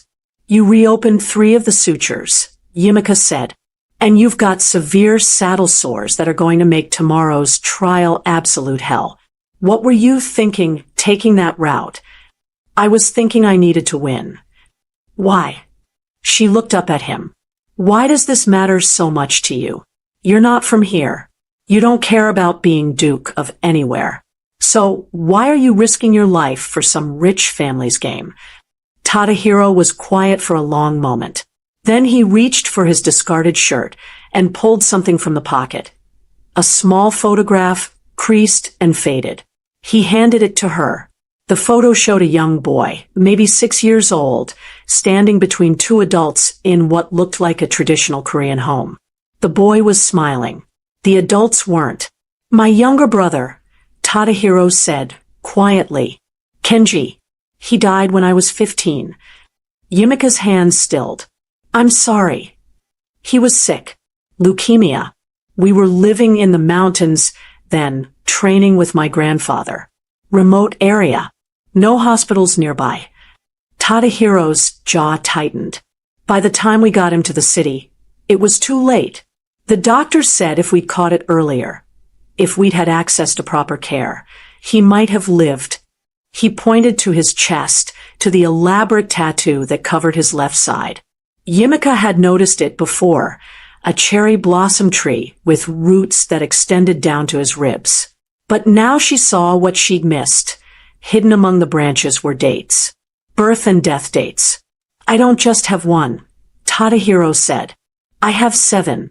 7 people I loved who died because we couldn't get them help in time. My brother, my mother, my grandfather, others." He looked at her. "That's why I'm here. The winner gets to propose a policy change. I want to establish mobile medical units in rural areas. Real units with real equipment and trained staff, so that no one else has to watch someone they love die because a hospital was too far away. Yimika set down the antiseptic wipe. Her throat felt tight. Each tattoo is someone you lost. Each one is a promise that I'll do better, that I'll build something that matters. He smiled, but it didn't reach his eyes. Ironic, isn't it? I run a criminal empire. I've done terrible things. But the one thing I want most is to save lives. That's not ironic, Yimika said. That's redemption. She finished cleaning his wounds and began applying fresh bandages. Her hands moved gently now, with a reverence she hadn't felt before. These weren't just scars. They were a map of grief, a catalog of everyone he'd failed to save. The saddle sores, she said finally. I can prescribe something for the pain. And there's a special padding you can use tomorrow. It'll help. Thank you. But Tadahiro, she met his eyes. If you keep pushing yourself like this, you're not going to make it through 10 days. Your body needs rest. I'll rest when it's over. You'll be dead when it's over if you're not careful. He reached out and caught her wrist, his grip gentle but firm. Then I guess you'll just have to keep putting me back together. For a moment, they stayed like that, her wrist in his hand, the space between them charged with something neither of them wanted to name. The tent flap opened. Finley stepped inside, still in his riding clothes, immaculate despite the race. Am I interrupting? He asked, his voice cold. Tadahiro released Yimika's wrist and slid off the examination table. Not at all. I was just leaving. He walked past Finley without another word. The tent suddenly felt smaller, with just the two of them inside. You shouldn't get close to him, Finley said. Excuse me? Tadahiro Kinjo. He's dangerous. He's not the romantic figure you think he is. Yimika crossed her arms. And what makes you think I'm getting close to him? I saw the way you looked at him. Just now. You don't know anything about how I look at anyone. Finley stepped closer. I know he's using you. This whole competition, he's only here because of you. He's trying to win so he can impress you, to make you think he's noble. But he's not. He's a criminal. And what are you? Yimika asked. You're so convinced you're better than him. But from where I'm standing, you're both just men who think the world owes them something. Finley's expression shifted. For just a moment, the arrogant mask slipped, and she saw something raw underneath. Hurt maybe. Or loneliness. You're wrong about me, he said quietly. Then he turned and left. Yimika stood alone in the medical tent, surrounded by bandages and antiseptic, and wondered when her life had become a drama she couldn't escape. Day 3 dawned with mist rolling across the archery field like something out of a medieval painting. 12 competitors remained.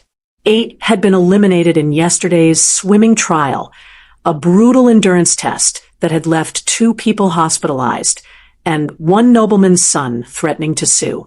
Yimika had worked through the night treating hypothermia and near drownings.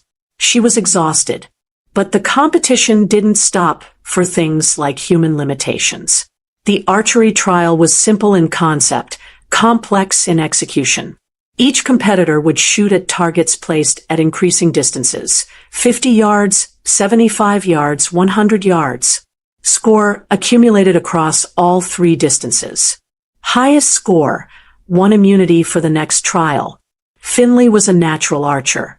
Yimika had learned this from Dr. Chen, who seemed to know everything about the Harrington family. Finley had trained since childhood, had won regional championships, had a collection of custom bows that cost more than most cars. Tadahiro, as far as anyone knew, had never touched a bow in his life. The competitors drew lots for shooting order. Finley drew first position. Tadahiro drew last. Finley stepped up to the line with a recurve bow that looked like a work of art carbon fiber and precision engineering wrapped in sleek black design. He knocked his first arrow, drew, and released in one fluid motion. Bullseye. The crowd applauded. His second shot, bullseye. His third, just off center, but still in the high-scoring ring. He moved to the 75-yard mark. 3 more shots, 2 bullseyes, and 1 outer ring. By the time he finished the 100-yard sequence, his total score was 267 out of 300 possible points. The crowd roared. It would be nearly impossible to beat. The other competitors took their turns. Most scored in the 180 to 220 range. Respectable, but nowhere near Finley's performance. Then Tadahiro stepped up to the line. He was given a standard competition bow. Nothing fancy, just functional equipment. He tested the draw weight, adjusted the sight, and stared down range at the target 50 yards away. His first shot went wide, not even close to the target. The crowd murmured. Some people laughed. Finley, standing in the competitor's area, smiled. Tadahiro's second shot hit the outer ring. His third shot hit just inside that. He moved to the 75-yard mark. The same pattern, adjustment, correction, improvement. His shots were getting progressively better, like he was teaching himself the physics of archery in real time. By the 100-yard mark, something had changed in his stance. He'd stopped trying to shoot like the textbook said. Instead, he'd adapted the bow to his own style, holding it at an angle that looked wrong, but somehow worked for him. His first 100-yard shot hit the second ring. His second hit the first ring. His third, his final shot of the competition, sailed through the morning mist and struck dead center. Bullseye. The crowd went silent with shock. Then the cheering started, louder than it had been, for Finley. Tadahiro's final score, 243. Not enough to win, but enough to place second. High enough to guarantee his advancement. But more importantly, and everyone watching understood this, he'd just demonstrated something more impressive than perfect accuracy. He'd shown the ability to learn and adapt under pressure. To take a skill he didn't have and forge it into competence through sheer focus and determination. Finley won the trial, but Tadahiro won the crowd. Yimika watched from the medical tent as Finley accepted his immunity award from Lord Harrington. His face was composed, professional, but she could see the tension in his shoulders, the tightness around his eyes. He'd won. So why did he look like he'd lost? After the ceremony, as competitors dispersed and the crowd began to leave, Yimika found herself packing supplies when Tadahiro appeared at the tent entrance. That was impressive, she said. The archery. It was adequate. He rolled his shoulder, wincing. My form was terrible, but I'm still here. Is that all that matters? Still being here. In my world, yes. Survival is everything. Yimika zipped up the medical bag and looked at him. What happens when you win? If you win, I establish the medical units. I save lives. He paused. And maybe I prove that someone like me can be more than what they were born to be. You already proved that, Yimika said, the moment you decided to try. Something shifted in Tadahiro's expression. He stepped closer. Yimika, Mr. Kinjo. Finley's voice cut through the moment, like a blade. He stood outside the tent, still in his competition clothes. Congratulations on your performance. Quite the improvement from your first shot. Thank you, Duke. Your shooting was flawless. Years of practice. Finley's eyes moved to Yimika. Miss Johnson, my grandfather would like to speak with you. Something about tomorrow's medical preparations. It was obviously a lie, but it was also obviously a dismissal. Tadahiro smiled. I'll see you tomorrow, Yimika. He left. Finley stepped into the tent. You can't keep doing this, Yimika said. Doing what? Interrupting. Interfering. treating me like I'm some prize you two are competing for. Finley was quiet for a moment. Then he said, "You're not a prize. He stopped. Started again. Tomorrow night, after the trial, there's something I want to show you. I'm not interested in. Please." The word sounded foreign coming from him, like he'd never used it before, and wasn't sure if he was pronouncing it correctly. Yimika sighed. 1 hour. That's all you get. That's all I need. He turned to leave, then paused at the tent entrance. "For what it's worth," he said, not looking back, "I'm not trying to win you. I'm trying to deserve you. There's a difference." Then he was gone, leaving Yimika alone with the uncomfortable realization that this competition was going to break all three of their hearts before it was over. Yimika found Finley in the East Garden at midnight, exactly where his cryptic note had said to meet him. She'd worked a brutal 12-hour shift treating everything from heat exhaustion to a dislocated shoulder, and the last thing she wanted was to play whatever game this was. But something in his voice earlier had sounded different, vulnerable, and despite everything, she was curious. The garden was lit by paper lanterns strung between iron trellises. Rose bushes lined the paths, their fragrance heavy in the summer air. At the center was a fountain, water cascading over marble tiers carved with Harrington family crests. Finley sat on the fountain's edge, still dressed in his competition clothes but with his jacket discarded, his sleeves rolled up. He looked tired. Human, for once. "You came," he said, standing as she approached. "I said I would. 1 hour." "Right." He seemed nervous, which was so unlike him that Yimika felt her defenses soften slightly. "Thank you." He gestured to a stone bench nearby. Spread across it were architectural blueprints, weighted down against the evening breeze with smooth river stones. "What is this?" Yimika asked. "A hospital." Finley stepped closer to the blueprints, his fingers tracing the lines. "Not just any hospital. A research and treatment center focused on underserved communities. Free clinics on every floor. Teaching facilities for nursing students. State-of-the-art emergency rooms designed with input from actual ER staff, not just administrators." Yimika moved closer, studying the designs. They were beautiful, functional, and thoughtful in ways most hospital architecture wasn't. The ER had 3 separate trauma bays. The pediatric wing had windows in every room. There was even a rooftop garden for patient recovery. "When did you design this?" she asked. "I didn't. Not alone." Finley pulled out another sheet, this one covered in notes, some in his precise handwriting, others in different hands. "I've been working with a team of architects and medical consultants for 3 years. Ever since," he stopped, started again. "My mother died in a hospital. Cancer. The treatment was excellent. The doctors were skilled, but the facility itself was cold. Sterile. She spent her last months in a room that felt like a prison cell." Yimika looked at him, seeing him differently now. "I'm sorry. She made me promise something before she died." She said, "Finley, you're going to have power someday. Real power. Use it to make sure no one else feels as helpless as we do right now." His jaw tightened. "I've been working on this project ever since. But my grandfather won't approve the funding.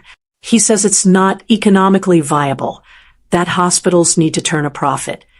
So if you win the decathlon—" "When I win," Finley corrected, his arrogance returning for just a moment, "I'll use my 30 days of authority to approve the project myself. My grandfather will honor the tradition. The hospital gets built." Yimika studied the blueprints again. This wasn't some vanity project. This was years of careful planning, of genuine care for details that only someone who'd spent time in hospitals would notice. "Why are you showing me this?" she asked. Finley turned to face her fully. "Because you think I'm just an arrogant duke playing games." And maybe I am most of the time. But this, he gestured to the blueprints. This is the one thing I care about more than my pride. And I wanted you to know that I'm not doing this for glory. I'm doing it because my mother asked me to, and because I've watched good people die in bad systems. The vulnerability in his voice was startling. This was a man who'd spent his entire life maintaining perfect control, and here he was cracking open his armor to show her the wound underneath. It's a good plan, Yumika said quietly. It would help a lot of people. But you still think Tadahiro's plan is better. She wanted to lie, but she'd never been good at lying. I think both plans would save lives. His mobile units, your hospital. The world needs both. The world doesn't get both. Only one of us wins. Then maybe the world is broken, Yumika said. Maybe we shouldn't have to choose between two good things. Finley laughed, but it was a hollow sound. You're right, but that doesn't change reality. He began rolling up the blueprints. I need to win this, Yumika. Not because of you, though God knows that's become part of it, but because I made a promise to someone I loved, and I don't break promises. Neither does Tadahiro, Yumika said. His tattoos. Each one is a promise to someone he lost. I know. I had him investigated, remember? Finley secured the blueprints with a leather strap. That's what makes this so impossible. If he were actually a monster, this would be easy. But he's not. He's just a man trying to honor his dead. Same as me. He looked at her, and in the lantern light, she could see exhaustion written across his features. I don't know how to compete with that. I don't know how to fight someone whose cause is just as righteous as mine. Maybe you shouldn't fight at all. That's not how this works. Then maybe you need to change how it works. Finley smiled sadly. You really believe the world can be that simple? No, Yumika admitted. But I believe we should try anyway. They stood there in the midnight garden, two people on opposite sides of a conflict neither of them had chosen. And for just a moment, the competition fell away. There was just the sound of water and the smell of roses and the painful recognition that sometimes good people have to hurt each other to do good things. Your hour is up, Finley said finally. Yumika nodded. She turned to leave, then stopped. For what it's worth, your mother would be proud of you. She didn't wait to see his reaction. But as she walked back toward the medical tent, she heard him whisper something to the empty garden. I hope so. Day 5 began with thunder. Not the weather kind, though dark clouds gathered on the horizon, but the political kind. The kind that came when rich men realized the rules they'd written might not protect them anymore. Yumika was restocking the medical tent when she heard the shouting from the main pavilion. She grabbed her bag and ran, expecting injuries. Instead, she found chaos of a different sort. 10 competitors now remained. They stood in a semicircle around Lord Harrington, who sat in his ceremonial chair, looking every one of his 83 years. Beside him stood 3 members of the competition council, wealthy men who oversaw the rules and traditions of the decathlon. And in the center of the chaos stood Tadahiro, expressionless, while a man in an expensive suit pointed at him like he was a criminal on trial. Clear violation of the eligibility requirements. The man was saying his name was Richard Ashford, and his son was one of the remaining competitors. Section 3, Paragraph 7 of the Decathlon Charter states that all participants must be of good moral character. This man runs a criminal organization. I entered through the wild card lottery, Tadahiro said calmly. The lottery has no character requirements. Only the noble family slots do. That's a technicality. That's the rule. Lord Harrington raised his hand for silence. The crowd that had gathered, competitors, staff, spectators, went quiet. Though the wild card system has no character clause, we must consider the spirit of the competition. Mr. Kinjo, You stand accused of running an illegal organization. Do you deny this? No, Tadahiro said simply. Gasps rippled through the crowd. Even Finley, standing to one side, looked surprised.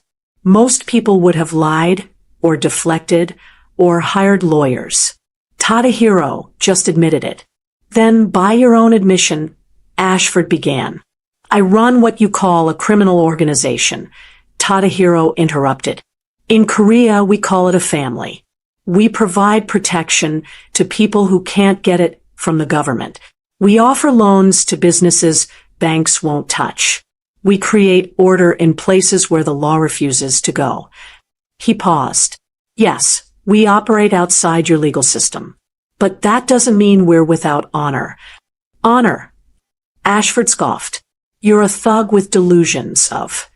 Enough. Lord Harrington's voice cracked like a whip. Mr. Ashford, you will show respect in these proceedings, or you will be removed. Ashford's mouth snapped shut. Lord Harrington turned to Tadahiro. You've admitted to criminal activity. Why should we allow you to continue? Because the rules say you have to, Tadahiro replied.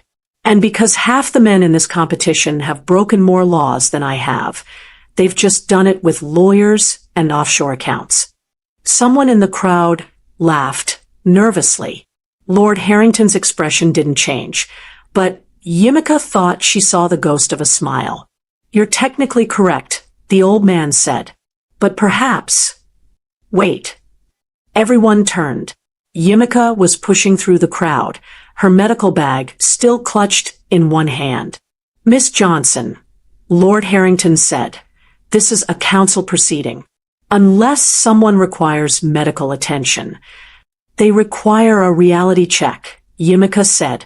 She stopped beside Tadahiro. Her heart was pounding, but her voice was steady. You want to talk about moral character? Fine. Let's talk about it. Yimika, Tadahiro said quietly, you don't have to. Yes, I do. She turned to face the council members. I'm a nurse. I've worked in 3 different hospitals across 2 countries. And you know what I've learned? The system is broken. Patients die because they can't afford treatment. Families go bankrupt because someone got cancer. Rural communities have zero access to emergency care because it's not profitable to serve them. This has nothing to do with. Ashford tried. It has everything to do with it. Yimika's voice rose. You want to talk about criminals? The real crime is a healthcare system that lets people die because they're poor. The real crime is insurance companies denying coverage for life-saving treatments.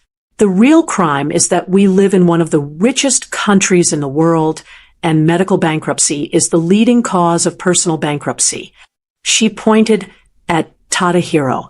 This man lost 7 people he loved because they couldn't access medical care. 7. And instead of just accepting that as the way things are, he's trying to change it. He's here, competing in your game, following your rules, so he can use whatever power he wins to make sure no one else has to bury their little brother because the hospital was too far away. The crowd was silent now, listening. So yes, Yimika continued. He runs an organization that operates outside the law. But at least he's using that to help people who have no one else. What's your excuse? She looked directly at Ashford. What are you doing with your power, except trying to keep people like him out? Ashford's face had gone red. How dare you? She makes a fair point. Everyone turned. Finley had stepped forward, his expression unreadable. The wild card system exists precisely to allow outsiders into this competition, he said. People who don't have distinguished lineage or inherited wealth. People who have to fight for everything they achieve. He looked at Tadahiro. I don't like him. I don't respect his methods. But he won his spot fairly, and the rules are clear. If we start disqualifying people based on moral judgments, where does it end? Lord Harrington studied both men for a long moment. Then he turned to the council members. The objection is denied, he said. Mr. Kinjo stays in the competition. These proceedings are concluded. The crowd erupted, some cheering, others protesting. But Yimika barely heard it. She was staring at Finley, who'd just defended his rival. Tadahiro stepped close to her as the crowd dispersed. "Thank you," he said quietly. "You didn't have to do that." "Yes, I did. Someone had to say it." Still, his eyes held hers. "Thank you." Later, as Yimika was packing up the medical tent, Finley appeared in the entrance. "That was quite a speech," he said. "I meant every word." "I know. That's what made it powerful." He paused. "You're starting to care about him." It wasn't a question. Yimika didn't answer. "Just be careful," Finley said. "This competition, it changes people. Brings out the worst in them. I don't want to see you hurt. I can take care of myself." "I know. But maybe," he stopped. "Maybe I want to take care of you anyway." Then he left, and Yimika was alone with the uncomfortable realization that she was falling for both of them, and there was no rule book that could tell her how to handle that. The underwater rescue challenge was designed to break people. Yimika understood this the moment she saw the setup. A 40-foot pool filled with murky water, obstacles submerged at various depths, and at the very bottom, weighted mannequins dressed in civilian clothes. The task was simple in concept, brutal in execution. Dive down, retrieve the mannequin, bring it to the surface. Fastest time wins. But there was a twist. The mannequins weighed 70 pounds each and were anchored with quick-release mechanisms that required fine motor control to operate. Underwater, while holding your breath, in near-zero visibility. "This is insane," Yimika muttered. "Someone's going to drown." "That's why we're here," Dr. Chen said, checking the oxygen tanks they'd prepared for emergency intervention. 8 competitors remained after yesterday's elimination round, a grueling obstacle course that had 2 more participants. Finley and Tadahiro had both placed in the top 3, but the gap between them was narrowing. Finley was winning on points. Tadahiro was winning hearts. The first competitor, Dove. He made it halfway down before his lungs gave out, and he had to surface, gasping and empty-handed. The second competitor managed to reach the mannequin, but couldn't operate the release mechanism. She surfaced after 90 seconds, face red, coughing water. Then it was Finley's turn. He stood at the pool's edge in a black wetsuit, breathing slowly, deliberately, oxygenating his blood. Yimika had seen him practice this. He'd trained with Navy diving instructors, could hold his breath for over 4 minutes in controlled conditions. The whistle blew. Finley Dove, his form perfect, cutting through the water like a blade. He reached the bottom in under 15 seconds, located his mannequin, the one with the red shirt, and began working the release mechanism. Yimika watched the timer. 30 seconds. 45. 60. The mechanism clicked. Finley grabbed the mannequin and kicked toward the surface, his powerful strokes propelling both upward. He broke the surface at 1 minute, 18 seconds, dragging the mannequin onto the deck with practiced efficiency. The crowd roared. It was the fastest time by 40 seconds. Finley climbed out, water streaming from his hair, and looked directly at Tadahiro. The message was clear. Beat that. 2 more competitors went. Both failed to even reach the bottom. Then it was Tadahiro's turn. He stood at the pool's edge, and Yimika noticed something wrong immediately. His breathing was too shallow, his shoulders too tight. The wounds from the horseback trial had never fully healed, and yesterday's obstacle course had reopened them. She'd bandaged him this morning, had told him not to push it. He was going to push it anyway. The whistle blew. Tadahiro Dove, but his form was off. He wasn't cutting through the water. He was fighting it. Yimika's hands tightened on the rescue equipment. "He's struggling," Dr. Chen said. Tadahiro reached the bottom, found his mannequin, the one with the blue shirt. and began working the release. But his movements were sluggish, imprecise. The mechanism wasn't cooperating. The timer hit 60 seconds. 70. 80. He needs to surface, Yimika said. He's still working on it. 90 seconds. The release finally clicked. Tadahiro grabbed the mannequin and pushed off the bottom, but his kick was weak. He was running out of air. 100 seconds. He was only halfway up, the mannequin dragging him down, his movements becoming erratic. He's not going to make it, Dr. Chen said. Yimika didn't think. She grabbed the spare oxygen tank, kicked off her shoes, and dove into the pool. The water was cold and dark. She could barely see Tadahiro's silhouette above her, sinking rather than rising, the mannequin still clutched in his arms. His eyes were closed. Bubbles escaped his lips. She reached him, jammed the oxygen regulator into his mouth, and pressed the purge valve. His eyes snapped open, disoriented, then focused on her. He took a breath, then another, then seemed to remember where he was. He let go of the mannequin. Yimika grabbed him and kicked toward the surface with everything she had. They broke through together, Tadahiro coughing and gasping, Yimika supporting his weight. Hands reached down to pull them out. Dr. Chun, a safety team. Finley, who'd appeared at the pool's edge, his face tight with something that might have been concern or might have been anger. They laid Tadahiro on the deck. He was conscious, breathing, but his lips were blue and his entire body was shaking. What were you thinking? Yimika demanded, checking his pulse. You almost died down there. Had to finish. Tadahiro gasped. The mannequin is still at the bottom. You idiot. You didn't finish. But I tried. Trying doesn't mean anything if you're dead. She was yelling now, her hands shaking as she wrapped a thermal blanket around him.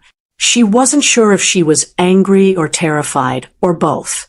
Lord Harrington appeared, his face grave.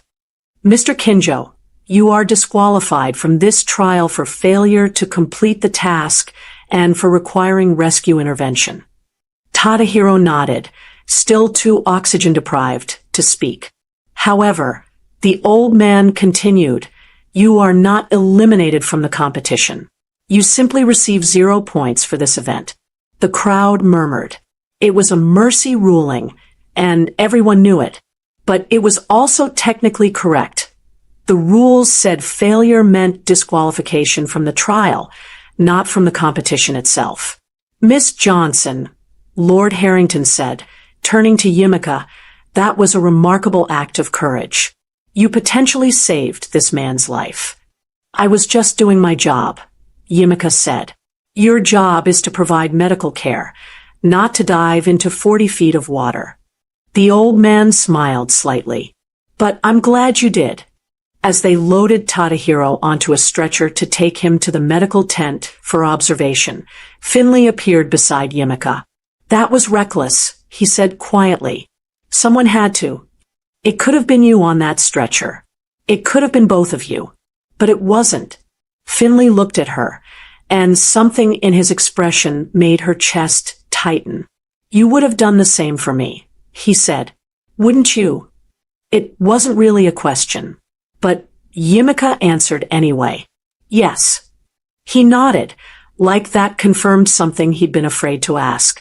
Then he walked away, leaving Yimika standing by the pool in wet clothes, wondering when saving lives had become so complicated. The medical tent smelled like antiseptic and regret. Tadahiro lay on the examination table, vitals stable, color returning to his face.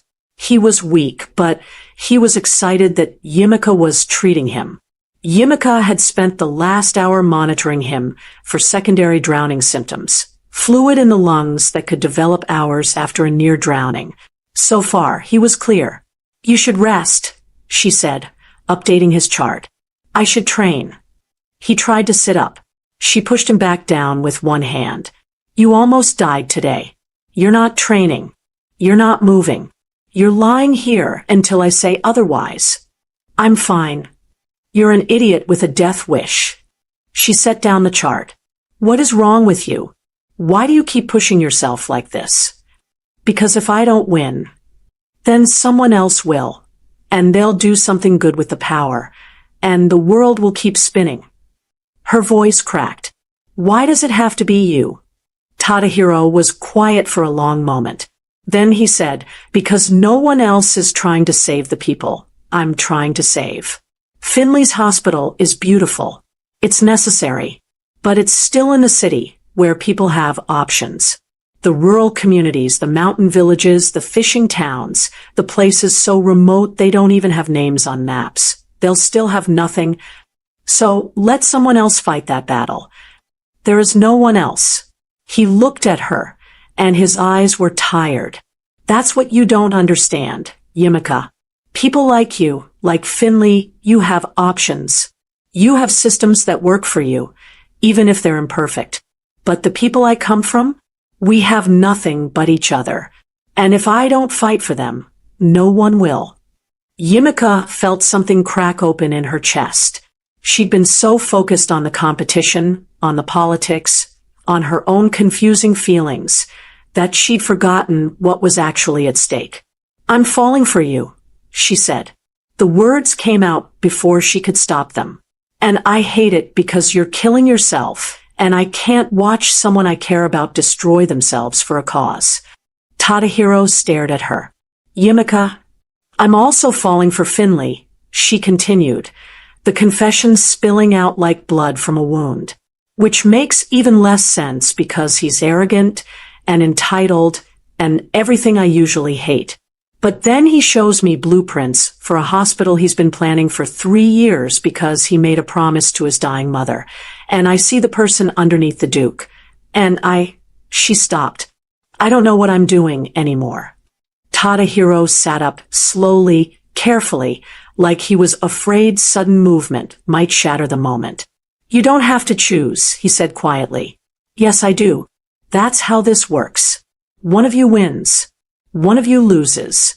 And I'm standing in the middle, tearing myself apart, because I care about both of you and both of your causes. And there's no world where everyone gets what they need. Then maybe we change the world. You can't just. Why not? Tadahiro swung his legs off the examination table, ignoring her protests. What if we stopped fighting each other? What if we found a different way? There is no different way. The decathlon has one winner. That's the rule. Rules can be rewritten. Before Yimika could respond, the tent flap opened. Finley stepped inside, still in his wetsuit, a towel draped around his shoulders. How is he? Finley asked. Alive, Yimika said. No thanks to his own common sense. Good. Finley turned to Tadahiro. That was stupid. What you did down there. You could have died. But I didn't. Because she saved you. Finley gestured to Yimika. She risked her life to pull you out of that pool. The least you could do is stop trying to throw yours away. Tadahiro's jaw tightened. I don't need lectures from. Yes, you do. We both do. Finley ran a hand through his wet hair. I've been thinking about what you said in the council hearing. About the real criminals being the systems that let people die. You were right. The tent went silent. What? Tadahiro said. You were right, Finley repeated. My hospital plan. It's good, but it's not enough. It serves the city. It serves people who already have some access. But the rural communities you're trying to reach, they'll never benefit from a centralized facility, no matter how well designed. So what are you saying? Finley met his eyes. I'm saying maybe we're both wrong. Maybe the answer isn't mobile units or a research hospital. Maybe it's both. A integrated system where the hospital serves as a hub and the mobile units extend its reach. Yimika's breath caught. That would require both of you to win. Or neither of us, Finley said. What if we both withdrew from the competition? Pooled our resources outside the decathlon structure? That's insane, Tadahiro said. We'd lose all the institutional support, the Harrington backing, everything. But we'd have each other, and we'd have her. Finley looked at Yimika. We'd have someone who actually understands what patients need, what the system is missing. We'd have the 3 perspectives necessary to build something that actually works. For a moment, the possibility hung in the air between them. A future where they weren't enemies, where the competition didn't matter, where they could build something together. Then Tadahiro shook his head. It won't work, he said. My organization. They're backing me because they think I'll win power they can leverage. If I withdraw, I lose their support. I lose everything. And my grandfather will never approve funding for a project I abandoned the decathlon for. Finley added, he'd see it as weakness. The possibility collapsed. Yimika felt it die between them. That brief, shining moment where things could have been different. So we keep fighting, she said quietly. We keep fighting, Finley agreed. Tadahiro nodded. May the best sovereign win. But as Finley left the tent and Tadahiro lay back down to rest, Yimika stood there thinking that maybe there was no such thing as the best sovereign. Maybe there were just good people trapped in bad systems, doing the best they could with the limited options they had. And maybe that was the real tragedy of the decathlon. If you have been enjoying this story so far, kindly subscribe and hit the notification bell to ensure this is the least you can do for us. You can also share this story to your groups and families. We'd appreciate that. Let's get back to the story. Day 7 dawned with the smell of burning rubber and gasoline. The racing trial was supposed to be straightforward. A 10-lap circuit around the estate's private track, modified sports cars, professional safety equipment. 6 competitors remained after yesterday's mental endurance challenge had broken 2 more participants. Finley, Tadahiro, and 4 others whose names Yimika had stopped bothering to remember because everyone knew this had become a 2-man race. She was stationed at the medical tent near turn 3, the sharpest corner on the track, where accidents were most likely to happen. Dr. Chen had taken turn 7. They had ambulances on standby, fire suppression equipment, the works. This is the most dangerous trial, Dr. Chen had told her during the morning briefing. Every year, someone crashes. 2 years ago, someone died. Then why do they still do it? Yimika had asked. Because danger is the point. Anyone can be brave when there's no risk. This tests who's willing to bet their life on their skill. Now, watching the competitors climb into their cars, Yimika understood what he meant. This wasn't about speed. It was about whether you could push yourself to the edge without falling over. Finley's car was a midnight blue Porsche 911, custom modified for track racing. Tadahiro had drawn a red Nissan GTR, which seemed almost poetic, the Korean gangster in a Japanese muscle car. The other competitors had various European machines, all gleaming and expensive. The starting flag dropped. 6 engines roared to life. The cars launched forward in a symphony of controlled violence, jockeying for position into the first turn. Finley took an early lead, his racing line perfect, his shifts smooth. Tadahiro sat in third, patient, waiting. First lap. Second lap. Third. On the 4th lap, going into turn 3, Tadahiro made his move. He dove inside on Finley's turn-in, an aggressive pass that forced Finley to either yield or crash. Finley yielded, but barely, and Yimika could see the fury in the way he attacked the next corner. 5th lap. They were wheel-to-wheel now, trading paint, neither willing to back down. 6th lap. That's when it happened. Finley's car, going into turn 7 at over 100 miles per hour, suddenly locked up. All 4 wheels seized simultaneously, turning the Porsche from a precision instrument into a missile. It shot off the track, through the grass, straight toward the concrete barrier. Yimika was already running before her conscious mind registered what she'd seen. She grabbed the medical bag, sprinted across the infield, arrived at turn 7 just as Dr. Chun reached the crash site. The Porsche had hit the barrier at an angle, crumpling the front end, but leaving the driver's cell intact. Finley was slumped over the wheel, unconscious, blood running down his face from a cut above his eyebrow. "He's breathing," Dr. Chun said, checking his pulse. "But we need to get him out. The fuel system could be compromised." The track marshals moved in with extraction equipment. Yimika climbed onto the wreckage, reached through the broken window, and stabilized Finley's head and neck while they cut away the door. His eyes fluttered open. "Don't move," Yimika said. "You crashed. We're getting you out." "The brakes," he whispered. "They failed. All at once. That doesn't just happen." They extracted him carefully, laid him on the stretcher. Yimika did a rapid trauma assessment, while Dr. Chun called for the ambulance. Possible concussion, definitely needed stitches, but miraculously, nothing seemed broken. "I'm fine," Finley said, trying to sit up. "I can still." "You're done," Yimika said firmly. "You're going to the hospital for a CT scan, and then you're going to rest. The competition can wait." "The competition can't wait. If I forfeit this trial." "Then you forfeit it. You're alive. That's what matters." Finley grabbed her wrist, his grip weak but desperate. "Check the car. The brake lines. Please. Something's wrong." The ambulance arrived.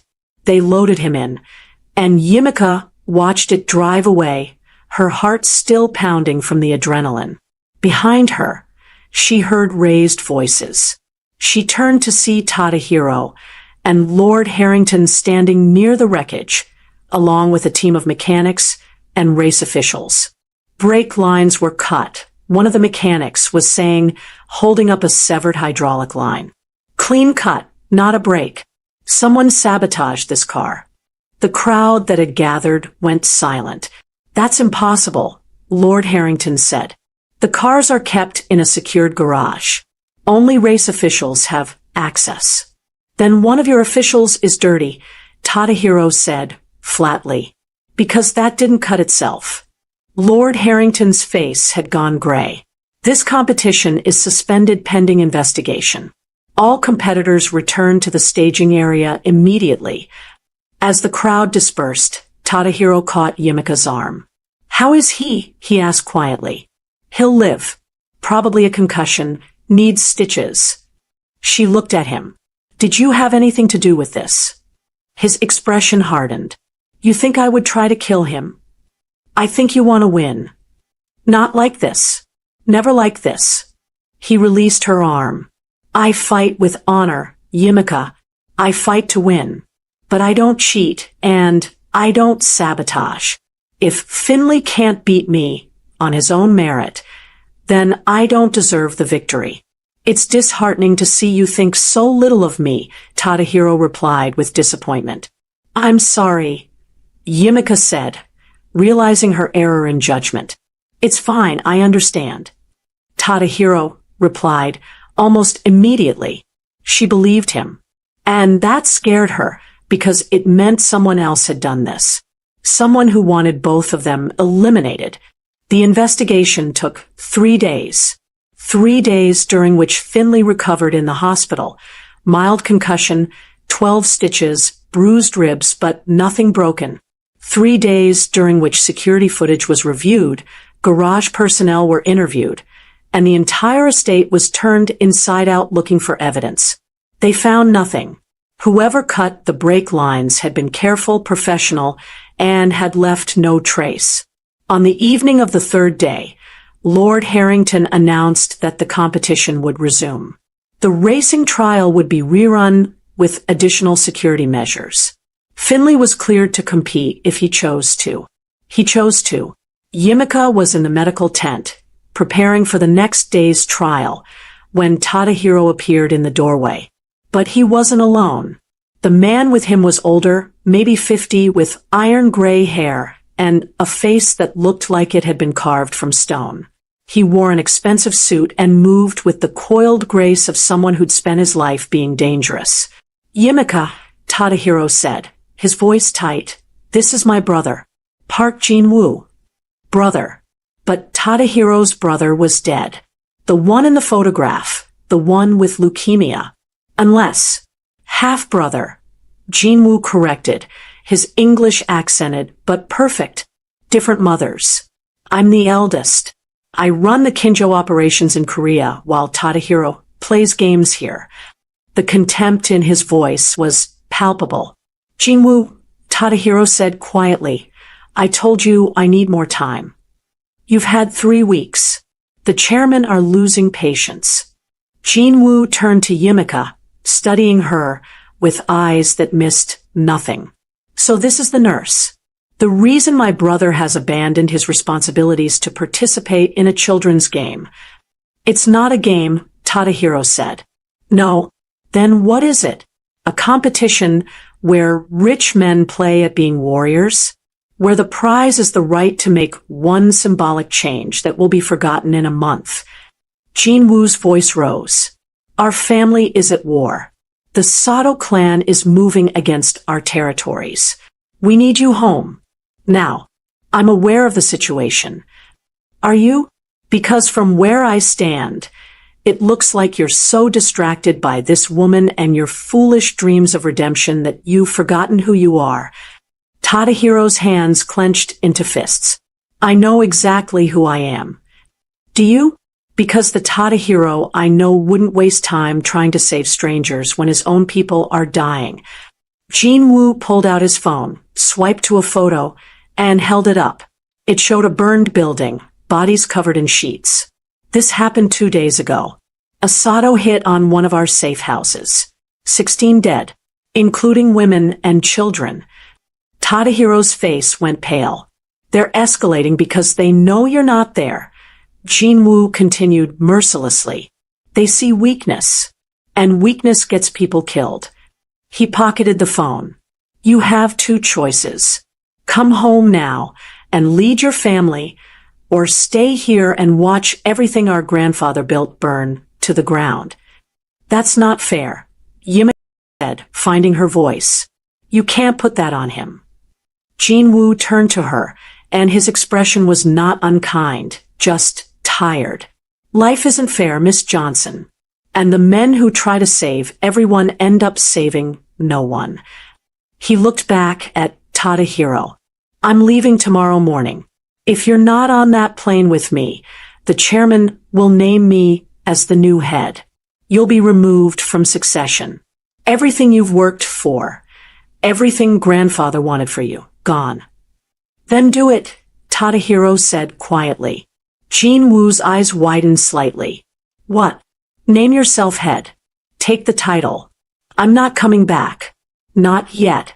You'd throw away your birthright for this. For her. Not just for her.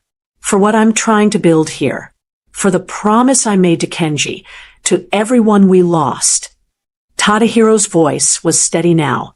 You want to lead through violence and intimidation? Fine. That's always been your way. But I'm trying to build something different. Something better. And I'm not giving up on that. Jin-woo stared at his brother for a long moment. Then he shook his head. You're a fool, Tadahiro. A romantic fool who thinks the world can be changed with good intentions. He moved toward the 10 exit, then paused. But for what it's worth, grandfather would have been proud of you. He always said you had the kindest heart in the family. He worried it would get you killed. Then he was gone. Tadahiro stood frozen, his entire body trembling with tension. Yimika moved to him, placed a hand on his arm. Are you okay? She asked. No, he said honestly. I just gave up everything I was raised to be. Everything my family expected of me. And I'm not sure if that makes me brave or just stupid. It makes you human, Yimika said. It makes you someone who chose what they believed in over what they were told to be. Tadahiro looked at her, and she saw the vulnerability there, raw and exposed. What if I'm wrong? What if Jean Wu is right, and I'm just being selfish? Then you're selfish. But at least you're selfish in pursuit of something good. He laughed, but it was a broken sound. I've lost my family, Yimika. If I don't win this competition now, if I can't make the mobile medical units happen, then I've given up everything for nothing. Then we'll make sure you win. Yimika took a breath. She was about to cross a line, about to violate every principle of impartiality she'd maintained throughout this competition. But watching Tadahiro standing there, having just sacrificed everything for a dream of saving strangers he'd never meet, she couldn't stay neutral anymore. She confirmed. You're not alone in this. Tadahiro pulled her into a hug, sudden and fierce, and she could feel him shaking. She held him, this dangerous man who'd chosen kindness over power, and realized that she'd stopped falling for him days ago. She'd already fallen. Completely. Irreversibly. And somewhere in a hospital room across the estate, Finley Harrington was recovering from a suspicious car crash, preparing to fight for his own dream of redemption. The competition had 4 days left, and Yimika had just picked a side. Finley returned to the competition on day 8 with 12 stitches above his eyebrow and a determination that bordered on obsession. Yimika watched him climb out of the car that brought him from the hospital, moving carefully, his ribs still wrapped beneath his shirt. He should have been resting for another week. Instead, he was here, ready to compete in tomorrow's endurance trial.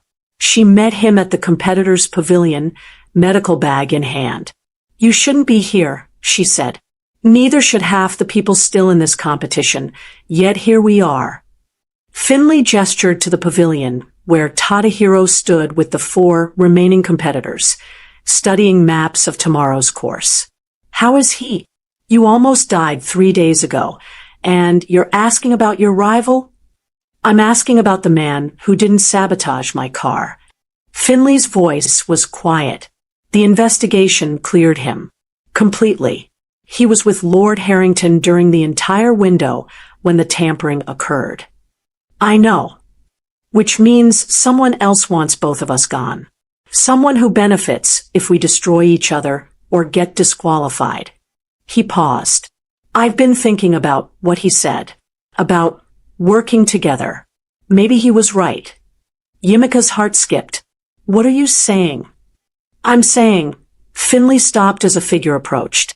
Richard Ashford, the man who tried to have Tadahiro disqualified, walked toward them with his son Marcus trailing behind. Harrington, Ashford said, his voice dripping with false concern. Good to see you back on your feet. Terrible business, that accident. It wasn't an accident, Finley said flatly. No. Well, the investigation found no evidence of foul play, did it? Just unfortunate mechanical failure. Ashford smiled. These old cars, so unreliable. Something in his tone made Yimika's skin crawl. Finley must have felt it too, because his expression went cold. What do you want, Ashford? Just wanted to extend an offer. My son Marcus here. He's quite good at the endurance trials. Strong runner, excellent stamina. He could help you in tomorrow's event if you're not at full strength. Help me how? Form an alliance. Pool your points. Work together to eliminate the less desirable competitors. Ashford's eyes flicked toward Tadahiro. Then you two can compete for the final victory between gentlemen. As it should be. Finley studied the older man for a long moment.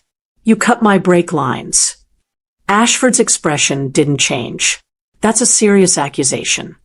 You wanted both Tadahiro and me injured or eliminated. Then your son could win by default. But it didn't work, did it? We're both still here. And now you're trying Plan B, turn us against each other so thoroughly that we disqualify ourselves. You have no proof of any of this. No, Finley agreed. But I don't need proof. I just need to make sure you don't win. He turned to Marcus Ashford. Your father is using you. He doesn't care if you're the best. He just wants the Ashford name attached to power. Marcus's face flushed. That's not. Isn't it? When was the last time he asked what you wanted? What you'd do with the victory if you won? The younger Ashford fell silent. Richard Ashford's mask of civility cracked. You're making a mistake, Harrington. The decathlon is about legacy, about maintaining the proper order. That criminal has no place here, and the fact that you're defending him shows how far you've fallen. The only thing falling is your plan.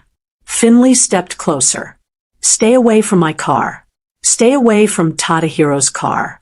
And if anything else accidentally happens to any competitor, I will personally ensure that every media outlet in the country knows exactly what kind of man you are. Ashford's eyes narrowed. You're choosing him over your own kind. My own kind are people with honor. You don't qualify. Finley turned his back on them, dismissing them like servants. Now get out of my sight. The Ashfords left, father muttering threats, son looking confused and ashamed. Yimika stared at Finley. That was stupid, she said. You just made a powerful enemy. I already had a powerful enemy. Now I have clarity. Finley looked toward where Tadahiro stood. Come with me. There's something I need to do. He walked to the pavilion. Yimika followed, her heart pounding. The other competitors saw them coming and immediately made themselves scarce. This was between the two frontrunners. Kinjo, Finley said. Tadahiro turned, his expression wary. Duke, I need to speak with you. Privately. They moved to the edge of the pavilion, away from prying eyes and ears. Yimika stood between them, translator of a language they were still learning to speak. Finley took a breath. I'm withdrawing from the competition. The words hung in the air like a bomb waiting to explode. What? Tadahiro said. You heard me. I'm withdrawing. You win by default. Why would you? Because Ashford tried to kill me, and he'll try again. Because this competition has become corrupted by people who care more about power than purpose. And because Finley's voice dropped. Because I realized something in that hospital bed. I don't need the decathlon to build my mother's hospital. He pulled a folded document from his jacket. This is a commitment letter from 3 private investors who've agreed to fund the project. Full funding. Construction can start immediately. I don't need my grandfather's approval. I don't need 30 days of ceremonial power. I just needed to stop being too proud to ask for help. Tadahiro stared at the document. So you're just giving up?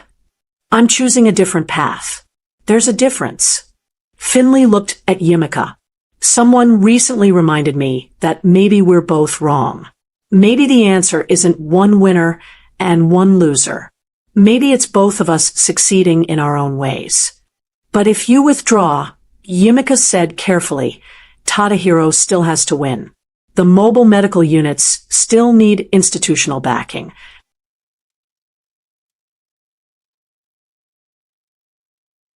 I know. That's why I'm not just withdrawing. Finley turned back to Tadahiro. I'm endorsing you. Publicly. The Harrington heir supporting a wild card competitor. It'll be a media sensation. My grandfather will hate it, which frankly makes it even better. Why? Tadahiro asked, genuine confusion in his voice. Why would you help me? Because you gave up your criminal empire to be here. Because you have 7 people tattooed on your body who deserve better than to have died for nothing. Because Finley's voice caught. Because she loves you. And I'd rather lose to someone worthy than win by destroying what she cares about. Yimika felt tears sting her eyes. Finley, don't. He held up a hand. Let me finish. I'm withdrawing from the competition, but I'm making you a promise. When you win, and you will win, I'll be there. My hospital and your mobile units will work together. Integrated care network. We'll build the system we talked about. Partners, not rivals. He extended his hand to Tadahiro. Deal. Tadahiro looked at the offered hand for a long moment. Then he pushed it aside and pulled Finley into a brief, fierce embrace. You're an arrogant bastard, Tadahiro said, his voice rough with emotion. But you're a good man. So are you. Turns out we both are. Who knew? Finley stepped back, composing himself.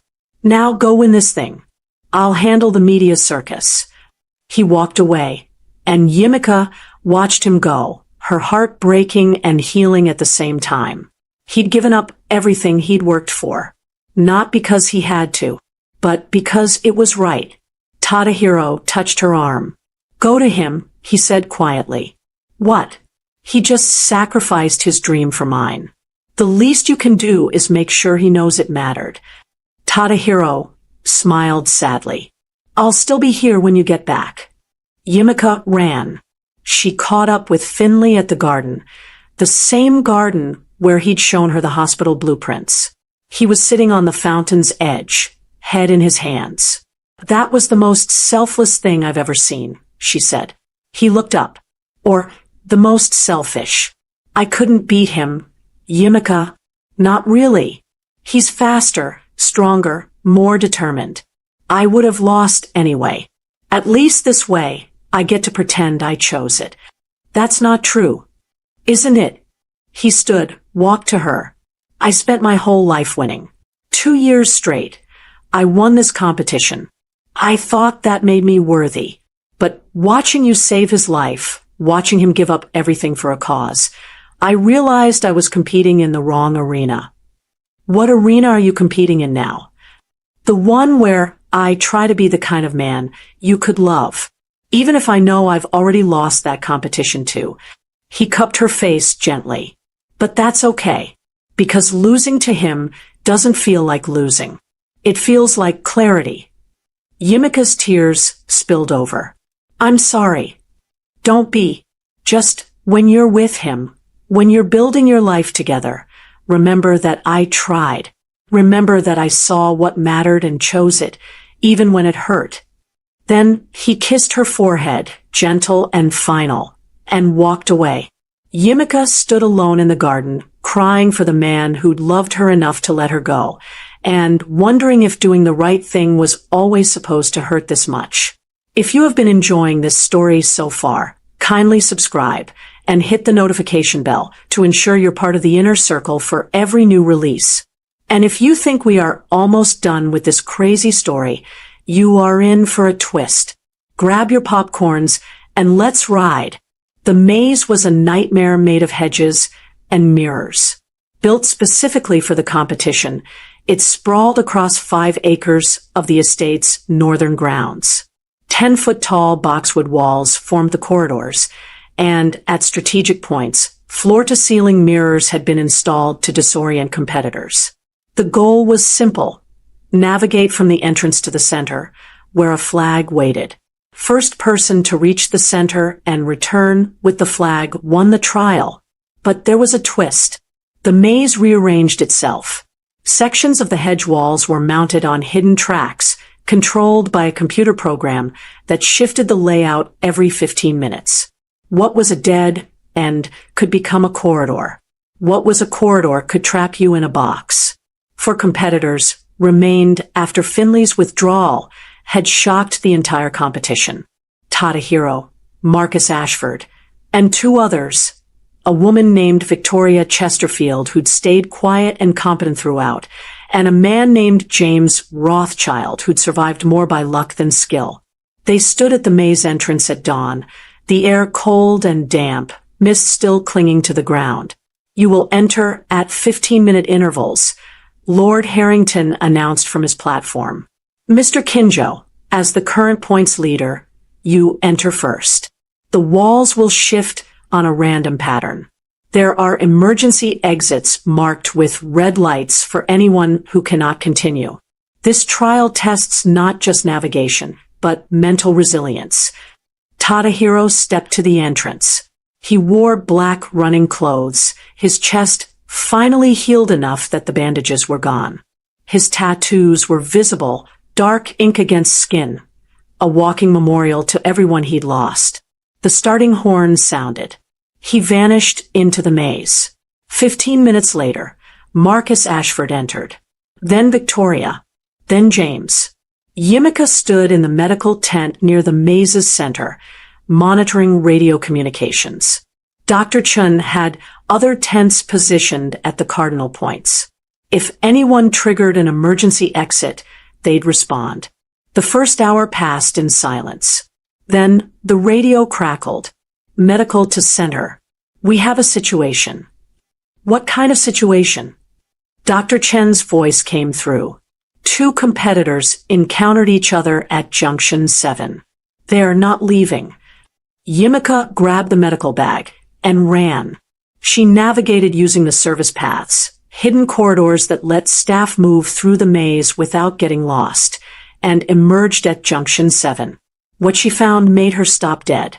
Tadahiro and Marcus Ashford stood face to face in a small clearing formed by 4 hedge walls.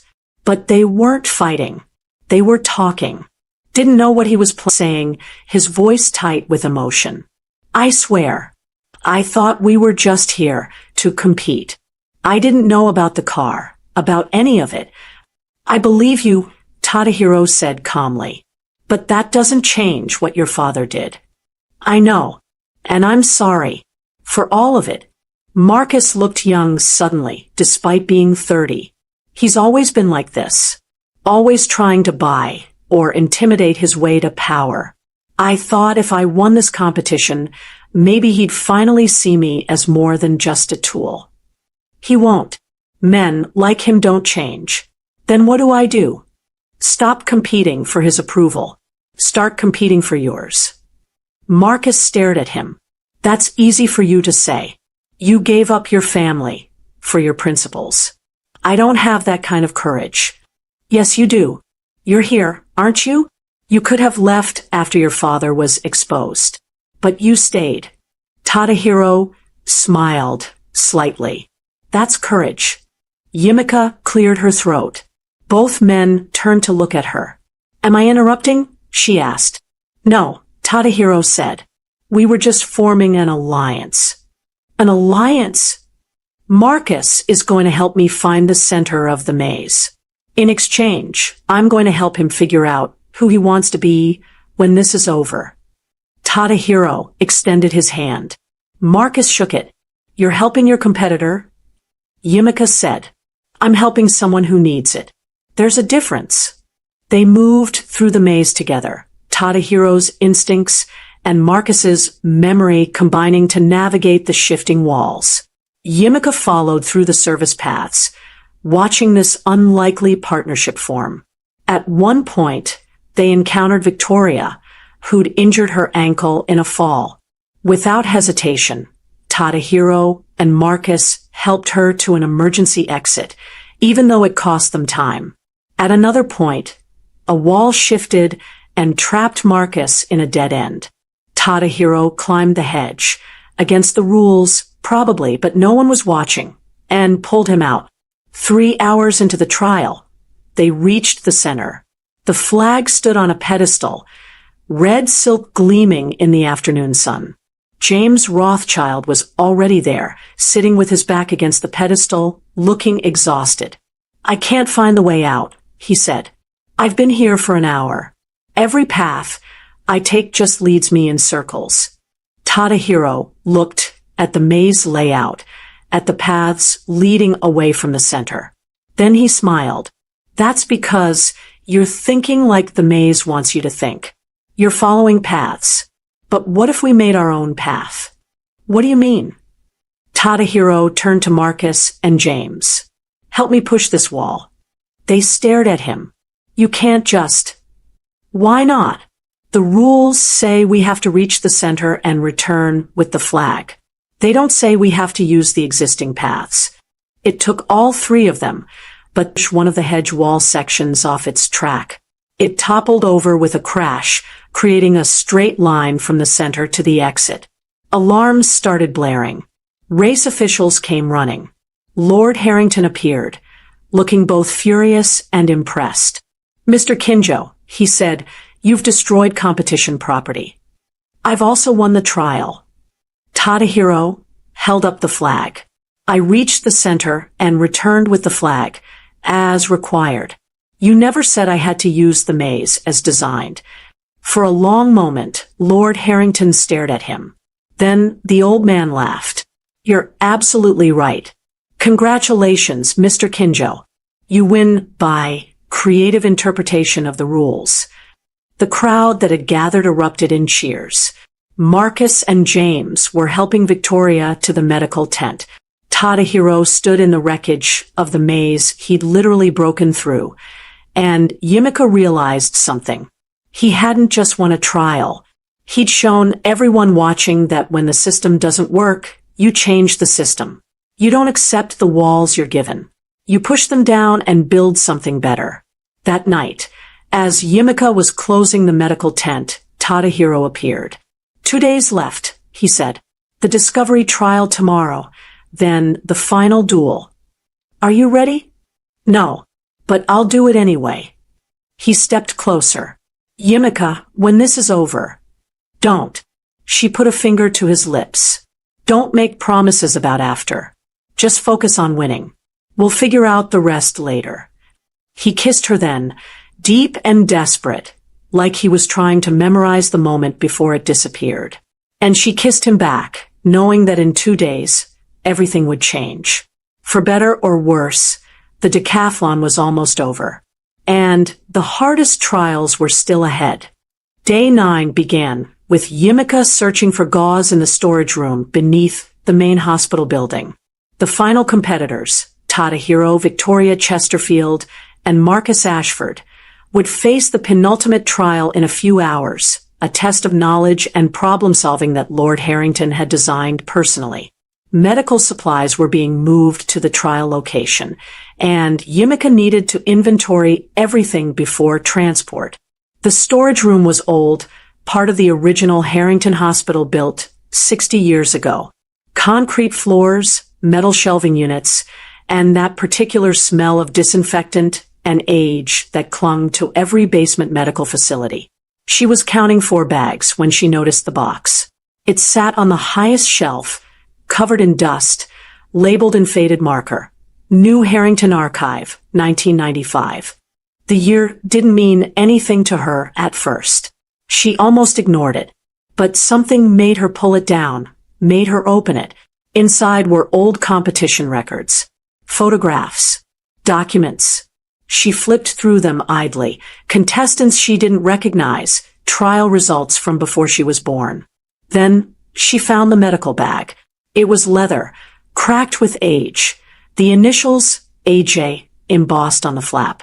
Inside were outdated instruments, old medication bottles, and tucked into a side pocket, a photograph. Yimika's hands started shaking. The photograph showed a young man in his early 20s standing in front of New Harrington Hospital, wearing scrubs, and holding that same leather medical bag. He was smiling, his arm around a woman who looked radiant despite the exhaustion in her eyes.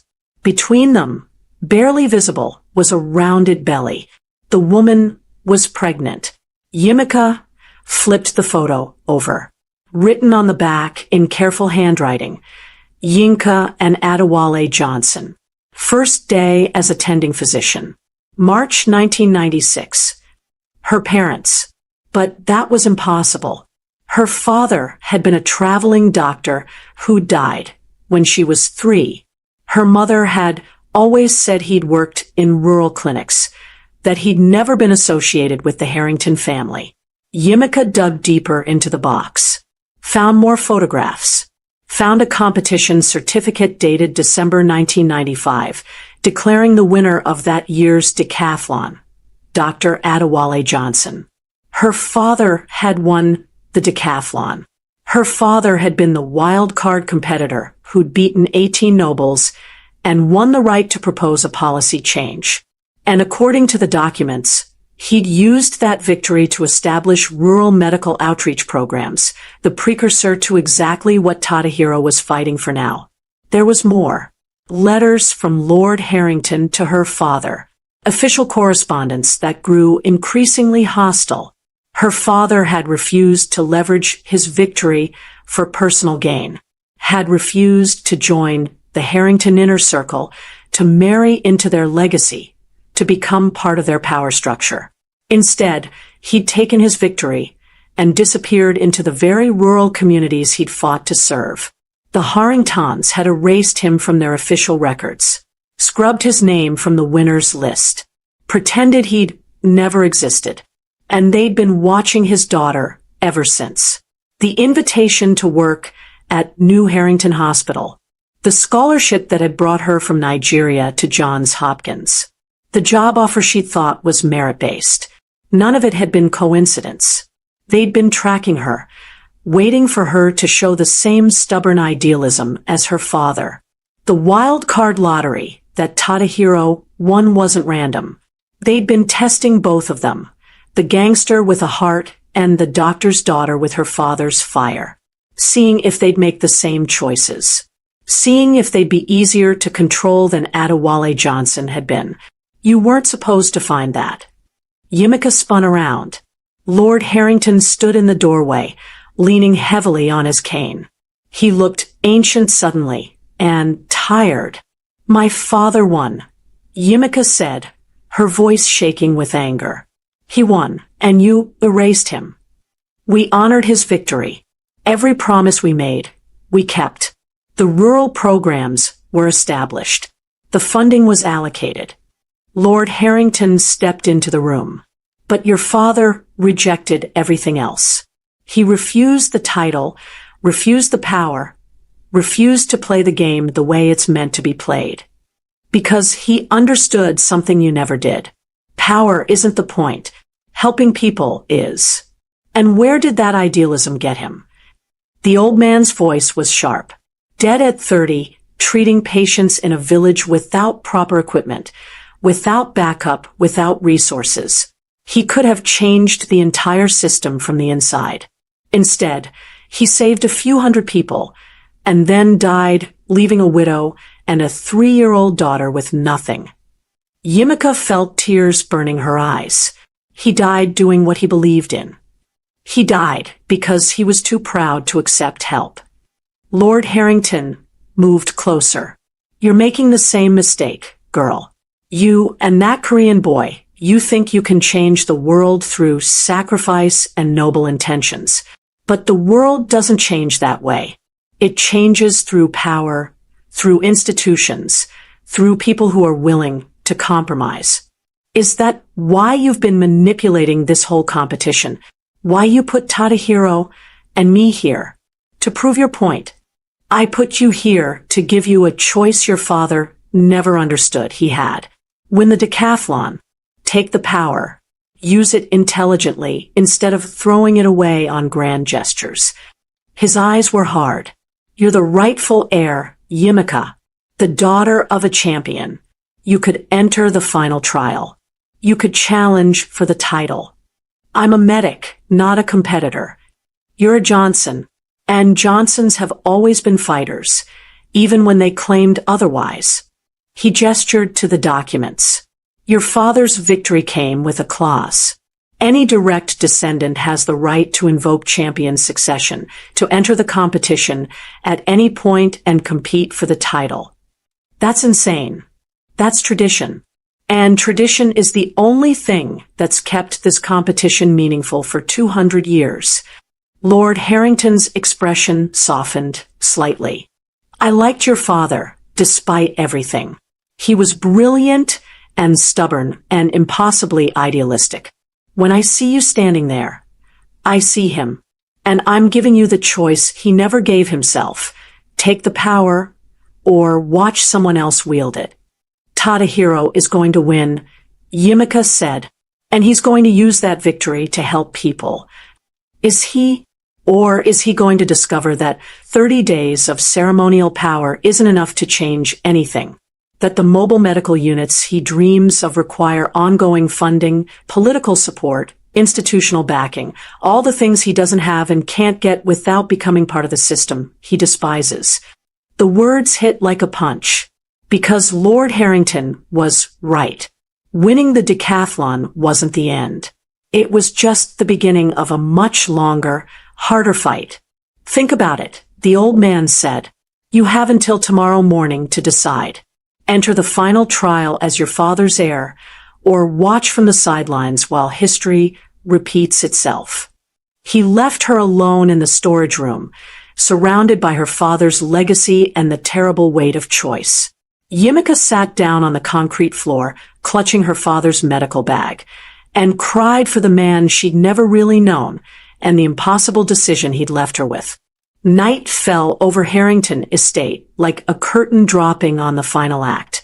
Yimika sat in the medical tent, staring at her father's medical bag. She hadn't told anyone about the discovery. Hadn't told Tadahiro about the champion's succession clause. She kept thinking about what Lord Harrington had said. Watch from the sidelines while history repeats itself. Her father had won and walked away. And he died young, having changed very little in the grand scheme of things. The rural programs he'd established had been defunded within 5 years. The policies he'd fought for had been quietly reversed. His victory had meant something for a moment, then been swallowed by the system. Would Tadahiro's victory be any different? The tent flap opened. Tadahiro stepped inside, and Yimika quickly wiped her eyes. Hey, he said softly. You okay? No, but I will be. She set down the medical bag. Shouldn't you be resting? The final trial is tomorrow. Couldn't sleep. He sat beside her on the examination table. Keep thinking about what comes after. If I win, I get 30 days to establish the mobile units. But 30 days isn't enough to build the infrastructure, train the staff, secure ongoing funding. I'll start something I can't finish. So you finish it after the 30 days. With what resources?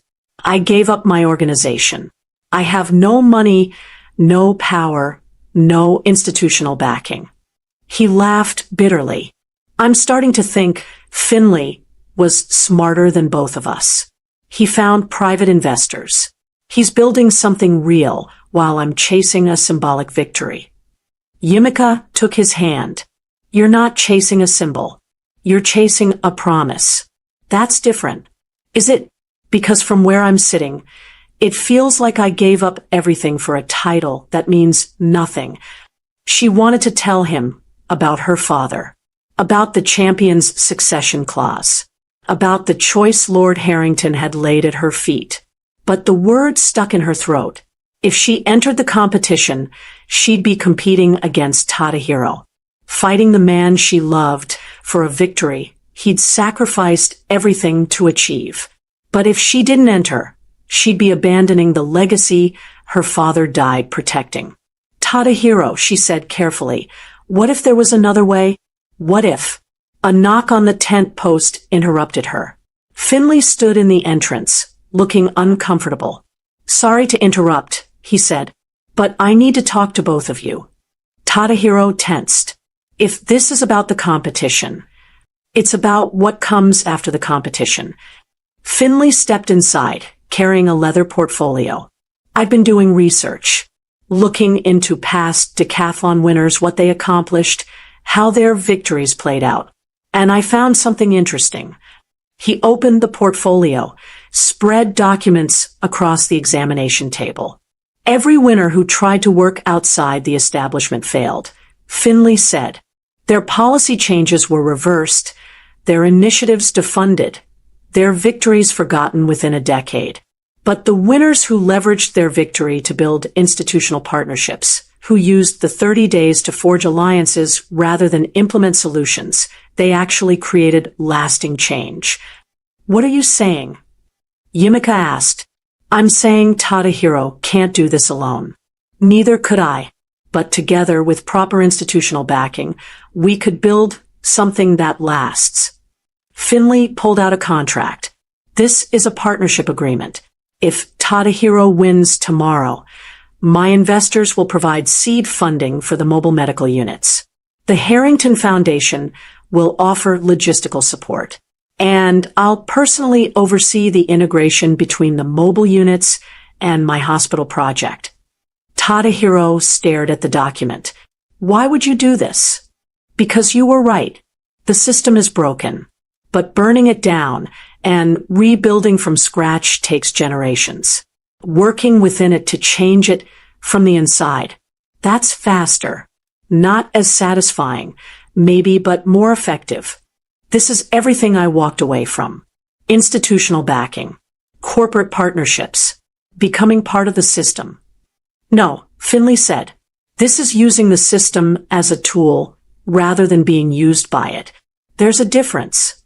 He looked at Yumika. Someone very smart taught me that good people shouldn't have to destroy themselves to do good things. Maybe the same applies to systems. Yumika felt something crack open in her chest. This was it. This was the answer she'd been searching for. Not symbolic victories or lone heroes sacrificing themselves on the altar of principle, but people working together, leveraging their combined resources to create something sustainable. Her father hadn't failed because he lacked conviction. He'd failed because he tried to do it alone. I'm in, she said. Both men looked at her. I'm entering the final trial. Yumika continued, her voice steady now. As my father's heir. Champion's succession. It's my right under the competition rules. What? Tadahiro stood up. Yumika, no. You can't. My father was Adewale Johnson. He won the decathlon in 1995. The Harringtons erased his victory from the records, but it still counts. I'm his daughter. I have the right to compete. Finley was staring at her, something like understanding dawning in his eyes. That's why you were invited here. Why they've been watching you. You're the heir. And I'm done watching from the sidelines while men fight over who gets to save the world. Yumika looked at Tadahiro. I love you, but I'm not going to let you destroy yourself for a cause when there's another way. If I enter the competition, if I win, I'll have the institutional legitimacy you lack. The Harringtons can't erase me the way they erased my father. And with Finley's support, we can build something that actually lasts. You're going to fight me, Tadahiro said quietly. I'm going to save you. From yourself, from this impossible standard you've set, from the belief that you have to sacrifice everything to matter. She took his face in her hands. You already matter. Now, let me help you make it count. Tadahiro pulled her into a kiss, desperate and fierce. When they broke apart, his eyes were, he said, I learned from the best. Finley cleared his throat. So tomorrow, the final trial will be between the two people I care about most in the world fighting for a cause I believe in. This is either the best outcome or the worst, and I honestly can't tell which. It's both, Yumika said. But that's okay. The best things usually are. They sat together in the medical tent, three people who'd started as rivals and enemies, now bound together by something stronger than competition. Tomorrow, Yumika and Tadahiro would fight. One would win. One would lose. But for the first time since this all began, Yumika felt like maybe they could all win in the ways that actually mattered. Outside, thunder rumbled in the distance. The storm was coming. And with it, the final trial. If you have been enjoying this story so far, kindly subscribe and hit the notification bell to ensure you get notified for every new release. Let's get back to this wonderful piece. The arena had been transformed overnight into something ancient and terrible. Gone were the modern safety measures, the comfortable seating, the sterile efficiency of previous trials. In their place stood a circular combat pit, ringed by torches. The ground covered in sand that had been raked into patterns like a Zen garden preparing for blood. Wooden stands surrounded the pit, packed with spectators who'd come from across the country to witness the final trial. The Trial of Blades. The oldest tradition of the decathlon, unchanged for 200 years. Yumika stood in the preparation chamber beneath the arena, wrapping her hands in cloth strips.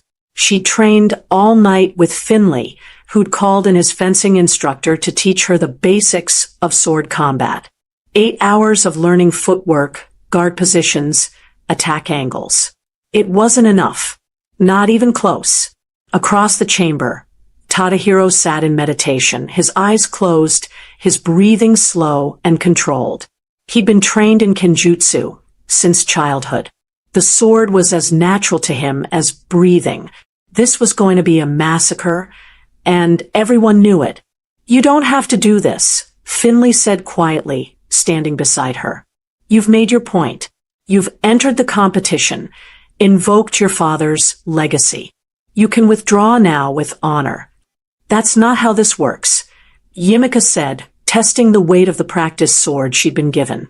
It was blunted steel, designed not to kill but capable of breaking bones, if wielded with enough force. "If I withdraw, Tadahiro wins by default.